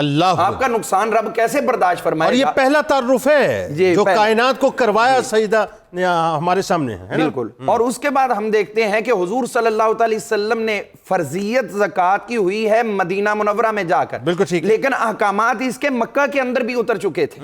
مکی زندگی کے اندر بھی زکوٰۃ کا کانسیپٹ صرف موجود ہی نہیں تھا بلکہ اس پہ عمل بھی کیا جاتا تھا. مسند احمد کے اندر حدیث پاک موجود ہے, حضرت سیدنا جعفر طیار رضی اللہ تعالیٰ نے جو بعثت کے 5ویں سال ہجرت فرمائی حبشہ کی طرف, تو نجاشی نے جب ان سے سوال کیے تو آپ نے ان کے سوالوں کے جواب میں یہ بات ارشاد فرمائی, جب انہوں نے کہا نا کہ جن کا کلمہ پڑھتے ہو وہ کس چیز کا حکم دیتے ہیں, تو آپ نے فرمایا انہو امرنا بالصلاۃ والزکاۃ, وہ ہمیں نماز کا بھی حکم دے رہے ہیں اور زکوٰۃ کا بھی حکم دے رہے ہیں. تو اس کا مطلب ہے کہ اگرچہ یہ 5 نمازیں شب معراج میں تھیں, لیکن اس سے پہلے جو نمازیں تھیں انہوں نے ان کا تذکرہ کیا, اور باقاعدہ زکوٰۃ جو ہے وہ ہجرت کے بعد دوسرے سال کے اندر فرض ہوئی, لیکن اس کا نہ صرف کانسیپٹ پہلے موجود تھا بلکہ حضور صلی اللہ علیہ وسلم اس کا حکم بھی فرمایا کرتے تھے. اب یہاں پہ معاشرے کی درستگی چاہیے, وہ یہ ہے کہ حضور علیہ السلام کے پاس جتنا مال تھا آپ نے وہ خرچ کر کے غرباء فقراء کو کھڑا کیا, اور اس کے بعد جب دیکھتے ہیں حضرت سیدنا بلال حبشی رضی اللہ عنہ سمیت کئی مخلصین مسلمان جو غیروں کے جبر و استبداد کا شکار تھے, تو اس وقت حضرت ابوبکر صدیق رضی اللہ عنہ اور دیگر ہستیاں وہ مال خرچ کر کر کے ان کو نہ صرف آزاد کروا رہے تھے بلکہ آزاد مسلمانوں کی صف میں لا رہے تھے.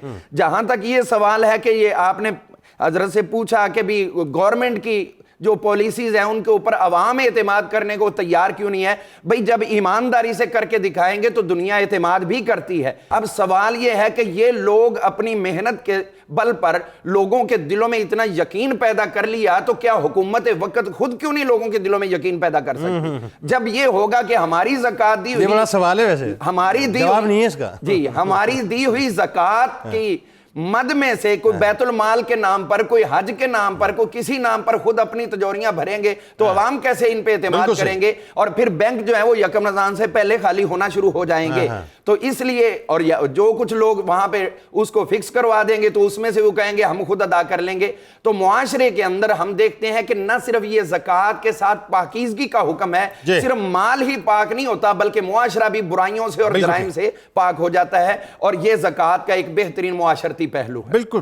دیکھیں نا, جرائم سب سے پہلے تو یہ کہ آپ کا مال پاک ہو گیا, اللہ کی رضا آپ کو مل گئی. اگین وہی بات کہ وہ جو طبقاتی کشمکش ہے اس میں کمی آ گئی. پھر جرائم کا خاتمہ مطلب جو ہونا شروع ہو جاتا ہے, بے روزگاریاں ختم ہو جاتی ہیں, غربت ختم ہونے لگتی ہے. غربت ختم ہوتی ہے تو غربت سے جڑے ہوئے جو کئی مسائل ہیں کہ بچیاں جو اپنی عصمت فروشی کر رہی ہیں اس میں مطلب کمی آنے کی مطلب امید ہو جائے گی. جو بچے اپنے فروخت کر رہی ہیں اس میں کمی آنے کی مطلب پھر تعلیمی نظام بہتر ہونا شروع ہو جائے گا, لوگ تعلیم کی طرف جا سکتے ہیں. بھوک افلاس, یعنی آپ یو نیم اٹ, اتنا معاشرتی اس کے فوائد ہے کہ جس کا ہم تصور بھی نہیں کر سکتے.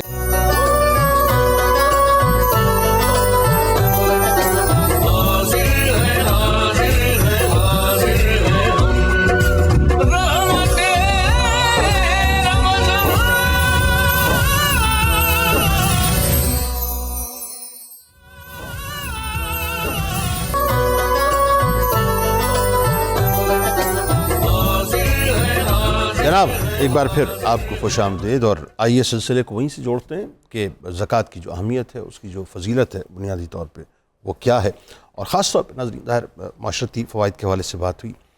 اس کے جو اسپریچول فوائد, اس کے جو مذہبی فوائد ہیں وہ بھی اپنی جگہ ایسے ہیں کہ ہم سوچ بھی نہیں سکتے. لیکن اگین وہی بات, ہم چونکہ ظاہر ہے زکوٰۃ اگر دینے والے نہیں بن رہے تو پھر ہمیں فوائد بھی نہیں ملیں گے. کیا فرمائیں گے اس حوالے سے؟ اسلامی ریاست کی جو ذمہ داریاں ہیں, جب تک وہ اپنے طور پر ان ذمہ داریوں کا احساس کرتے ہوئے اجتماعی طور پر حکومت کی سرپرستی میں قدم نہ اٹھائے جائیں, اس وقت تک فوائد عملی طور پر سامنے نہیں آتے. بالکل ٹھیک ہے. کیونکہ صحابہ کرام رضوان اللہ علیہ مجمعین نے خلفائے راشدین کی بدولت ہی سارے کام سر انجام دیے. آج جب ہم یہ دیکھتے ہیں کہ زکوٰۃ کے مذہبی فوائد ہمارے سامنے کیا آ سکتے ہیں, تو اس ضمن میں سب سے پہلی بات تو یہ ہے کہ اسلام نے اس بات کا حکم دیا ہے کہ جب آپ زکوٰۃ دے رہے ہیں تو اس میں ایک اصطلاح ہے تملیک کی.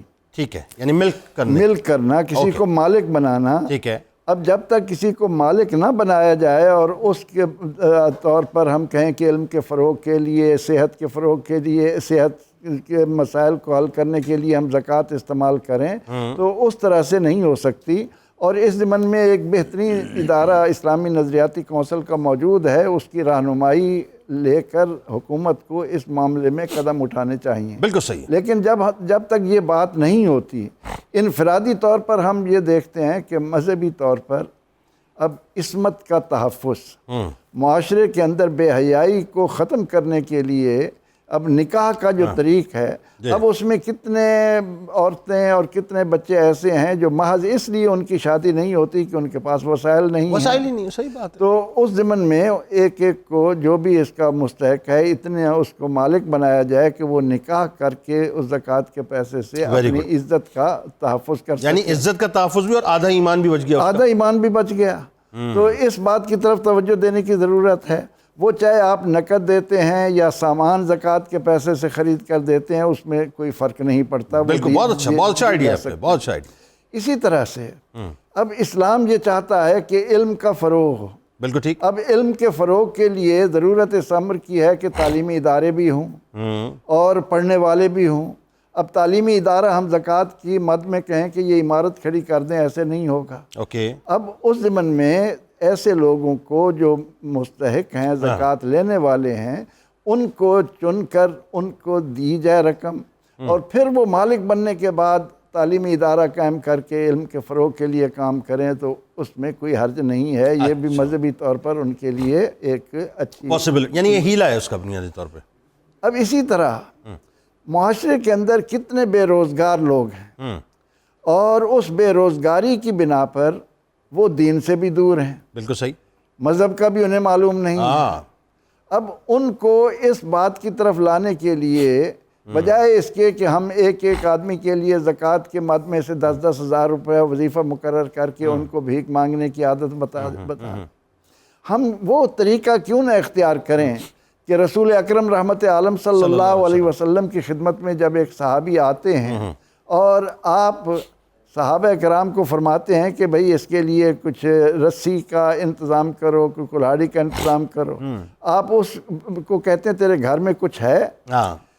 وہ کہتا ہے جی یہ ایک پیالہ اور ایک پرانی سی چادر ہے۔ آپ اس کو صحابہ میں پیش کرتے ہیں، ان کے سامنے رکھتے ہیں، اس سے جو 1-2 درہم ملتے ہیں اس کو دیتے ہیں کہ جاؤ گھر والوں کو ضرورت کا سامان دے کر آؤ، اور دوسرے کے ذریعے آپ اس کو تعلیم دیتے ہیں کہ جاؤ رسی خریدو، کلہاڑی خریدو، پھر آپ اپنے ہاتھ مبارک سے اس میں دستہ ڈال کر دیتے ہیں اور فرماتے ہیں کہ جاؤ لکڑیاں کاٹو اور اٹھا کر لاؤ، اور اتنے دن میرے پاس نہ آنا۔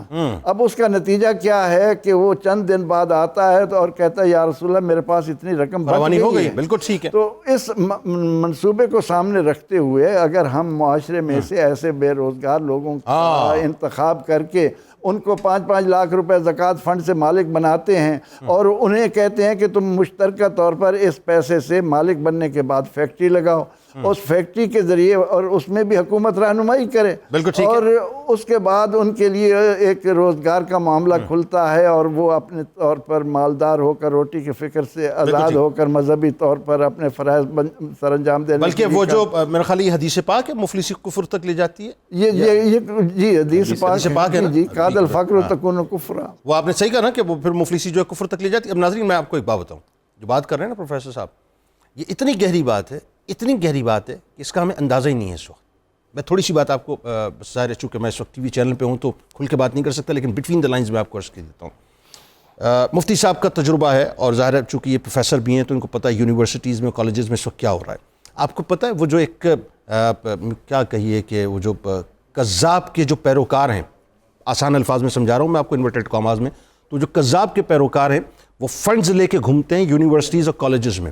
وہ طلباء جو کہ افورڈ نہیں کر سکتے تعلیم کو، ان کو رہائش، ان کو کھانا پینا، ان کو ساری فیسلٹیز، ایون ان کو نکاح تک کا جھانسا اور ویزے تک کا جھانسا دیتے ہیں، یعنی ان کو پورا اون کرتے ہیں۔ مفلسی کفر تک لے جاتی ہے، اس حدیث پاک کو ذہن میں رکھیے گا۔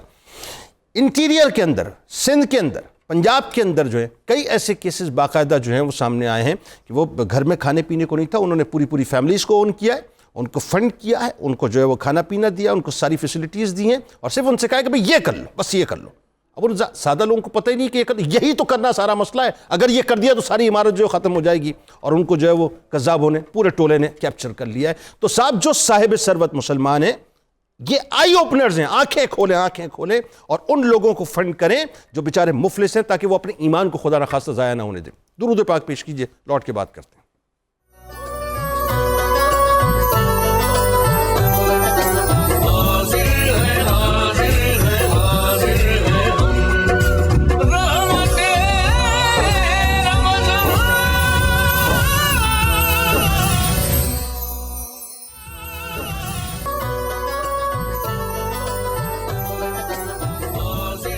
جناب ایک بار پھر میں آپ کو خوش آمدید کہتا ہوں. 1445 ہجری 2024 رحمت رمضان کی خصوصی براہ راست شریعت میں سحری کے موقع پہ, اور بات ہو رہی ہے زکوٰۃ کے حوالے سے.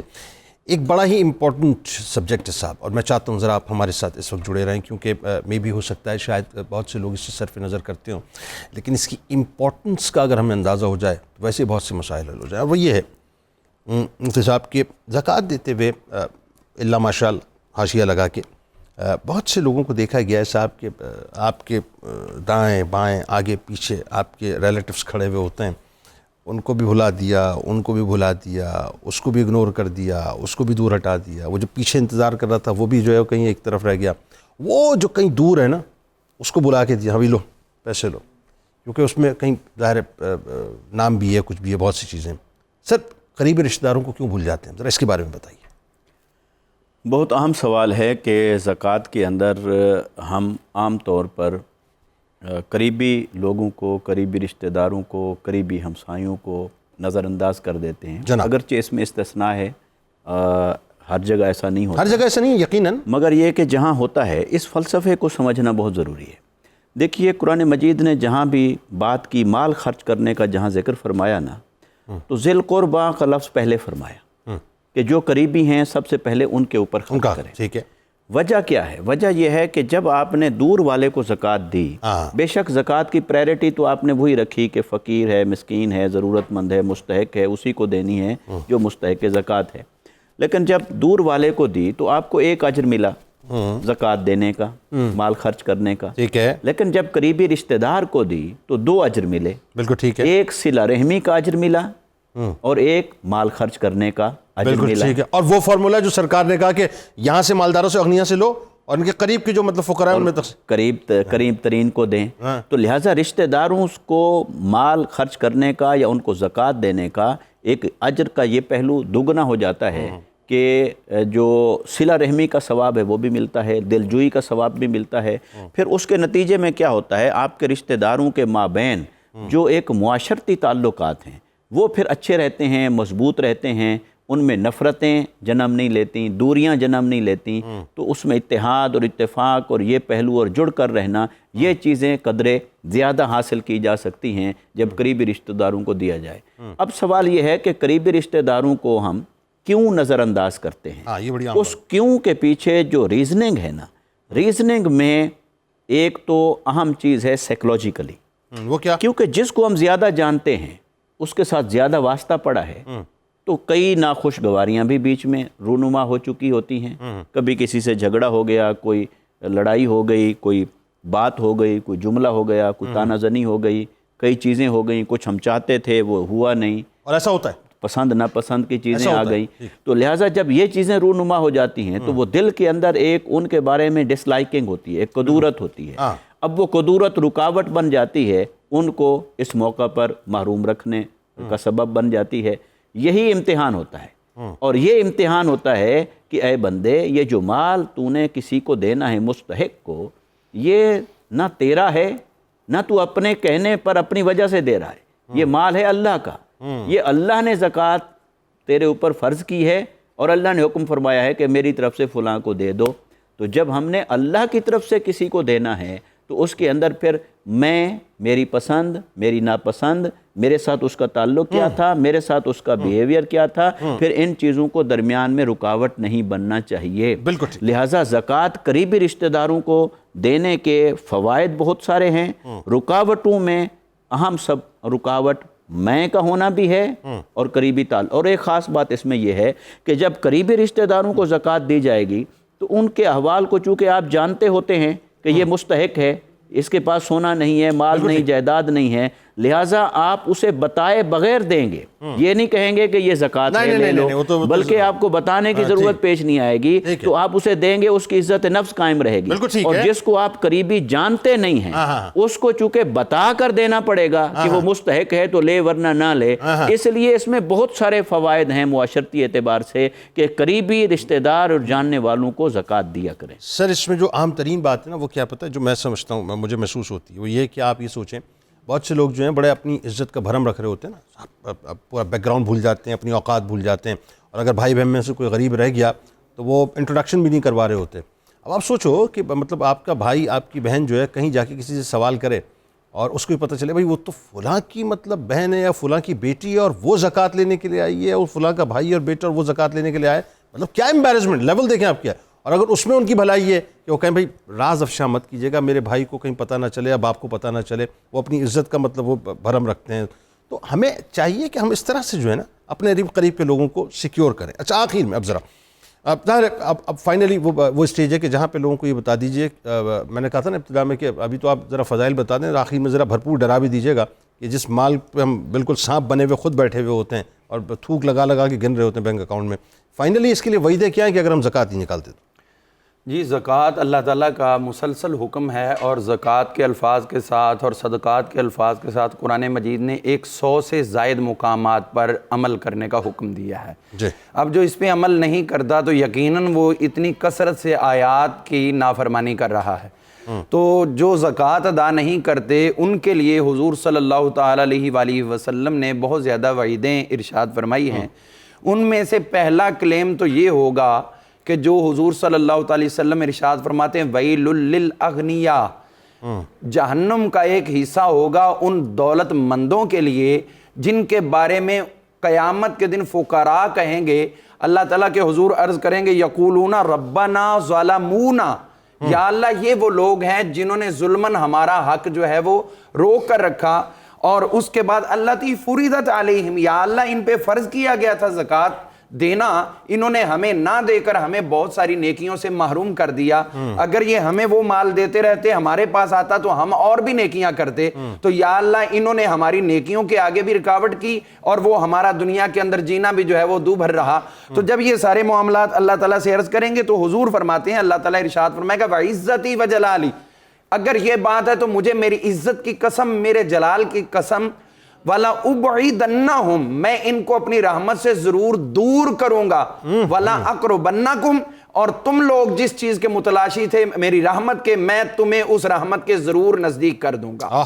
یعنی زکوٰۃ ادا نہ کرنا یہ پہلا کلیم ہوگا بروز محشر غرباء فقراء کی طرف سے مالداروں کے لیے، اور اس کا جواب جو ہے وہ کیا ان کو ملے گا کہ یہ اللہ کی رحمت سے محروم ہو گئے اور وہ لوگ جو ہے وہ اللہ کی رحمت کے حقدار بن گئے۔ اللہ اکبر۔ اب حضور صلی اللہ علیہ وسلم نے اسی طرح ایک اور مقام پر ارشاد فرمایا من آتاہ اللہ مالا، جس کو اللہ نے مال دیا ولم یؤدی زکاتہ، اس میں سے اس نے زکوٰۃ ادا نہیں کی، تو سرکار فرماتے ہیں کہ اس بندے کے لیے ایک روایت میں قبر کے اندر اور دوسری روایت میں ہے میدان معاشر کے اندر بھی اس کو ایک گنجا سام مسلط کیا جائے گا 2 نقطوں والا، اور وہ اس پہ مسلط ہو کے اس کے گرد گرا لگا کے اس کے منہ پہ ڈسے گا اور کہے گا میں یا نہ کنزوں کا، میں تیرا خزانہ ہوں، میں تیرا خزانہ ہوں، مجھے تو نے بچا کے رکھا تھا کہ کسی پہ خرچ نہ کروں، تو اب بھگتو پھر میرے لیے جو تمہارے لیے حکم دے دیا گیا میں اس پہ عمل کر رہا ہوں۔ اب اسی طرح حضور صلی اللہ تعالی علیہ وآلہ وسلم آپ نے یہ بات بھی واضح فرما دی کہ قیامت کے دن وہ رشتہ دار بھی اٹھیں گے اپنے مالدار رشتہ دار کے مقابلے میں کہ جو ان کو چھوڑ کر صرف اپنی ظاہری واہ واہ کے لیے دوسروں پہ خرچ کرتا رہا اور ان کے حق کو نظر انداز کرتا رہا، یہ اس کے لیے الگ سے اللہ کی عدالت میں یہ کیس لگے گا اور یہ بھی ان کو بھگتنا پڑے گا۔ جو لوگ زکوٰۃ ادا نہیں کرتے وہ در حقیقت اسلام کے انہدام کی بھی کوشش کرتے ہیں۔ دیکھیے آپ اگر مالدار ہیں، گھر کے اندر بڑے مضبوط ہیں، آپ کی کوٹھی ہے، گاڑیاں ہیں، تو اس کا انڈائریکٹلی فائدہ آپ کے رشتہ داروں کو بھی ہے۔ ہمارا وہ فلاں رشتہ دار جو ہے وہ جناب فلاں انڈسٹری کا مالک ہے وہ اس کا بینیفٹ لے رہے ہوتے ہیں. تو سیم جب آپ کا معاشرہ خوبصورت معاشرہ ہوگا تو اس کا بینیفٹ اسلام کو بھی ہے کہ دوسرے لوگ دیکھ کر کہیں گے یار اسلام کا نظام کیسا ہے کہ یہ لوگ ان کے اندر تو کوئی غریب رہتا ہی نہیں, تو پھر وہ لوگ بھی اسلام کی طرف مائل ہوں گے. تو اس کا مطلب ہے جو زکوٰۃ نہیں دیتا وہ لوگوں کا میلان بھی اسلام کی طرف سے ختم کر رہا ہے. تو یہ ساری وعیدیں اسی لیے ہیں. لیکن اگر ہم زکوٰۃ خوش دلی کے ساتھ ادا کریں گے تو جو آپ نے بات کہی تھی کہ 700 گنا تک, تو مشکاۃ شریف کی جو حدیث پاک ہے حضرت سلمان فارسی رضی اللہ عنہ جس کے راوی ہیں, حضور علیہ السلام نے اسی رمضان المبارک سے 1 دن 2 دن پہلے جو خطبہ دیا تھا اس میں بھی ارشاد فرمایا تھا بطور خاص کہ جو 1 درہم اللہ کے حضور خرچ کرتا ہے اللہ تعالیٰ اس کو 700 درہم تک ثواب عطا فرماتا ہے. بالکل ٹھیک, بہت شکریہ, جزاک اللہ. تینوں احباب بہت خوبصورت گفتگو آپ نے فرمائی. اور سورہ توبہ ناظرین مجھے اس موقع پہ یاد آ گئی کہ جس کا مفہوم جو ہے وہ سامنے آتا ہے کہ جو مال ہم جمع کرتے ہیں نا سونے چاندی کی صورت میں اور اللہ کی راہ میں خرچ نہیں کرتے. آپ کو پتہ ہے کل بروز محشر کبھی آپ نے دیکھا ہے وہ داغنے والوں کو جو داغتے ہیں کسی لوہے کو تپا کر, کبھی موقع ملے تو بھٹی کو دیکھیے گا. یہ اسی طرح سے جو ہے نا یہ مال جو ہے نا کل بروز محشر داغا جائے گا خدا نخواستہ. یہ پیشانی پر, یہ کروٹ کے اوپر اور یہ پیٹھ کے اوپر. کیسے برداشت کریں گے؟ اللہ تعالیٰ ہمیں عقل سلیم عطا کرے. ہم آج مال قربان کرنے کو تیار نہیں ہیں. میرے ساتھ جڑے رہیے گا. قصص الانبیاء میں آپ کو بتاؤں گا کہ ایک تھے نبی جو اپنی اولاد کو قربان کرنے کے لیے نکل گئے تھے صرف ایک بشارت پہ.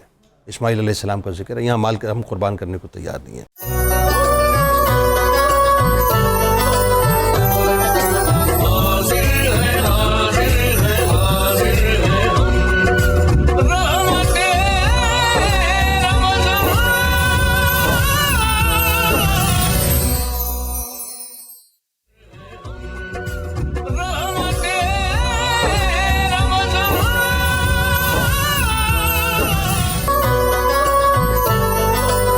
جناب ایک بار پھر میں آپ کو خوش آمدید کہتا ہوں رحمت رمضان کی خصوصی براہ راست نشریات میں.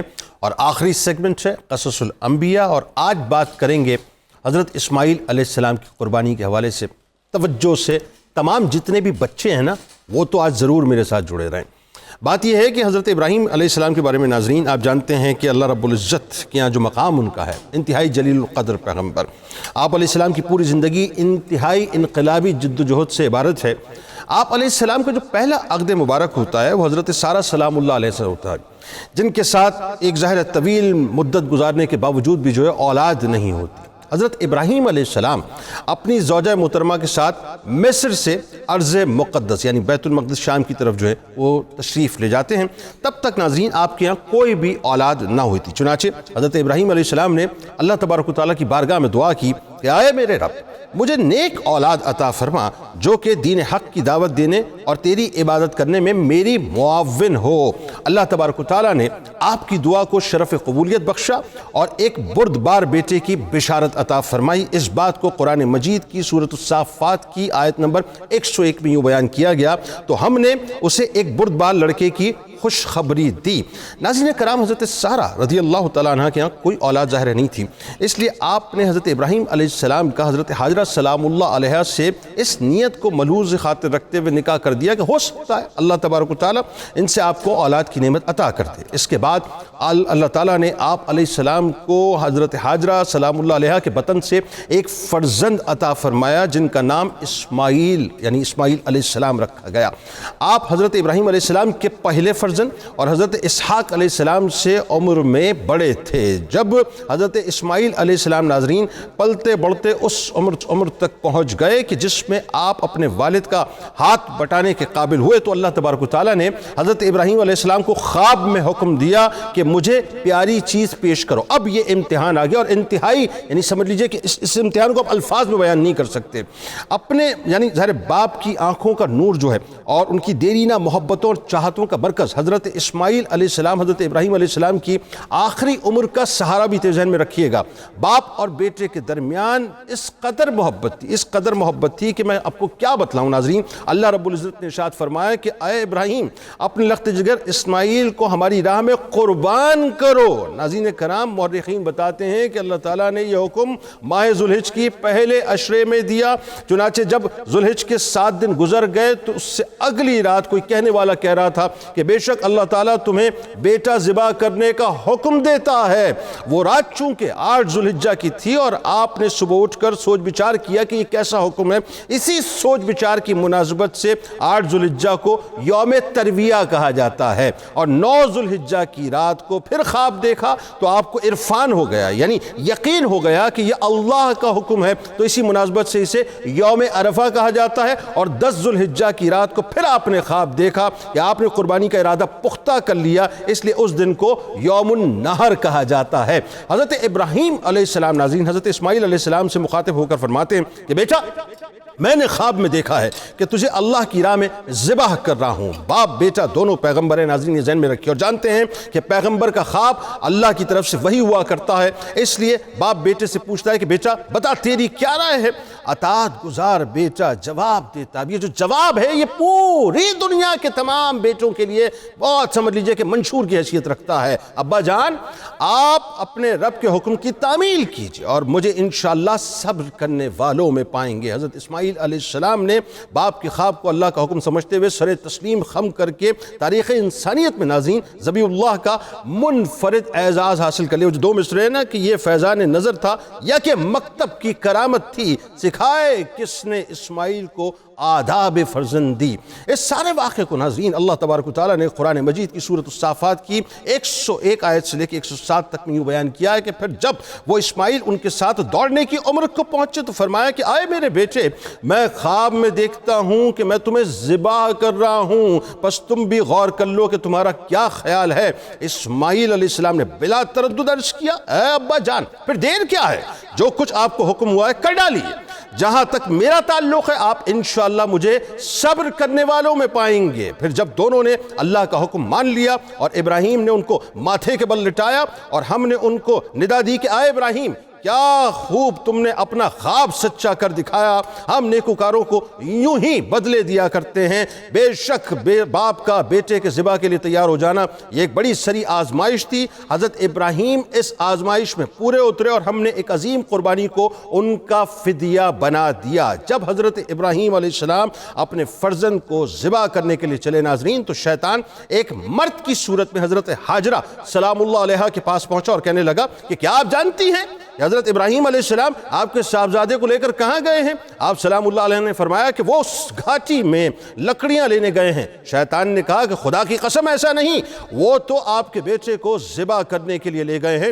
حضرت حاجرہ سلام اللہ علیہ نے فرمایا ہرگز ایسا نہیں ہو سکتا، کیونکہ وہ تو اپنے فرزند سے بہت شفقت کرتے ہیں، ان سے بڑا پیار کرتے ہیں۔ شیطان نے کہا کہ ان کا یہ گمان ہے کہ انہیں اللہ تعالیٰ نے اس بات کا حکم دیا ہے۔ حضرت حاجرہ سلام اللہ علیہ نے فرمایا کہ اگر اب جملہ سن، اگر انہیں اللہ تعالیٰ نے حکم دیا ہے تو پھر اس سے اچھی اور کیا بات ہو سکتی ہے کہ وہ اپنے رب تعالیٰ کی اطاعت کریں۔ یہاں سے نامراد ہو کے ناظرین شیطان حضرت اسماعیل علیہ السلام کے پاس پہنچا اور ان سے کہا کہ کیا تم جانتے ہو کہ آپ کے والد آپ کو کہاں لے کر جا رہے ہیں؟ آپ علیہ السلام نے فرمایا کہ ہم اپنے اہل خانہ کے لیے اس گھاٹی سے لکڑیاں لینے جا رہے ہیں۔ شیطان نے کہا خدا کی قسم وہ آپ کو ذبح کرنے کا ارادہ رکھتے ہیں۔ آپ علیہ السلام نے فرمایا وہ اس چیز کا ارادہ کیوں رکھتے ہیں؟ شیطان نے کہا کہ ان کے رب تعالیٰ نے ان کو یہ حکم دیا ہے۔ حضرت اسماعیل علیہ السلام کا جملہ آپ سنیے صاحب، کیا کمال جملہ، آپ فرماتے پھر تو انہیں یعنی ابراہیم علیہ السلام کو اپنے رب کے حکم پر عمل کرنا چاہیے۔ مجھے جو ہے وہ یقین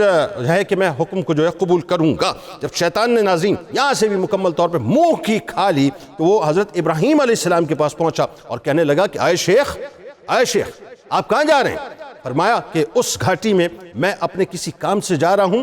شیطان نے کہا کہ اللہ کی قسم میں سمجھتا ہوں کہ شیطان آپ کے خواب میں آیا اور اس نے آپ کو اپنے فرزند کو ذبح کرنے کا حکم دیا ہے۔ اس کی بات سن کے ناظرین حضرت ابراہیم علیہ السلام نے اسے پہچان لیا اور فرمایا کہ اے دشمن خدا مجھ سے دور ہٹ جا، خدا کی قسم میں اپنے رب تعالیٰ کے حکم کو ضرور پورا کروں گا۔ یہاں سے بھی ناظرین شیطان مکمل طور پہ نامراد اور ناکام ہو کر لوٹا۔ حضرت ابراہیم علیہ السلام اور ان کے فرزند نے ناظرین اللہ کے حکم کے سامنے سر تسلیم خم کیا۔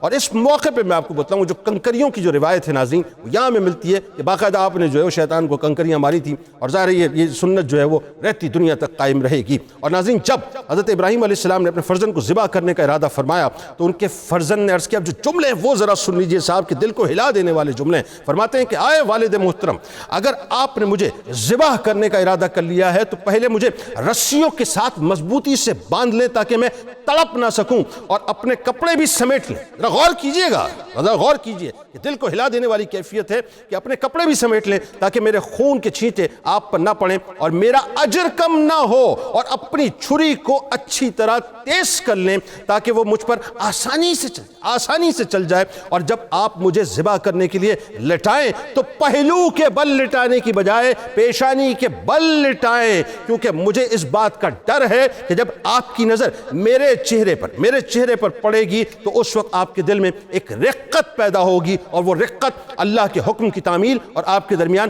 حائل ہو جائے گی۔ اور اگر آپ مناسب سمجھیں تو میری قمیض میری ماں کو دے دیں تاکہ انہیں تسلی ہو اور انہیں مجھ پر صبر آ جائے۔ قرآن بتاتا ہے ناظرین کہ حضرت ابراہیم علیہ السلام اپنے بیٹے حضرت اسماعیل علیہ السلام کو اللہ کی راہ میں قربان کرنے کے لیے اوندھے منہ لٹا دیتے ہیں اور اپنے لاڈلے بیٹے کو ذبح کرنے کے لیے چھری ہاتھ میں لیتے ہیں۔ ابھی چھری چلی نہیں کہ غیب سے جو آواز آتی ہے وہ آتی ہے۔ اللہ تعالیٰ فرماتا ہے سورہ صافات میں اس کا بیان ہے، اے ابراہیم تو نے اپنا خواب اللہ کا امر سچا کر دکھایا، ہم اسی طرح نیکوکاروں کو جزا دیتے ہیں۔ جب چھری چلا دی تو جبریل علیہ السلام ناظرین آ کر ان کا رخ بدل دیتے ہیں، اور اللہ کی طرف سے ایک موٹا تازہ سفید سیاہی مائل دمبا جو ہے اسماعیل علیہ السلام کا فدیہ بن جاتا ہے، اور آپ علیہ السلام کو ذبح سے بچا کر ذبح ہونے سے نہ صرف جو ہے روک لیا جاتا ہے بلکہ اجر عظیم کی صورت میں ان کو ذبیح اللہ جو ہے اس کا لقب مل جاتا ہے۔ حضرت جبریل علیہ السلام ناظرین جب فدیہ لے کر آئے تو خیال کیا، اب یہاں پہ بس آخری جملے ادا کر رہا ہوں، حضرت ابراہیم علیہ السلام کہ کہیں جلدی نہ کر دیں تو آپ نے پڑھا اللہ اکبر اللہ اکبر۔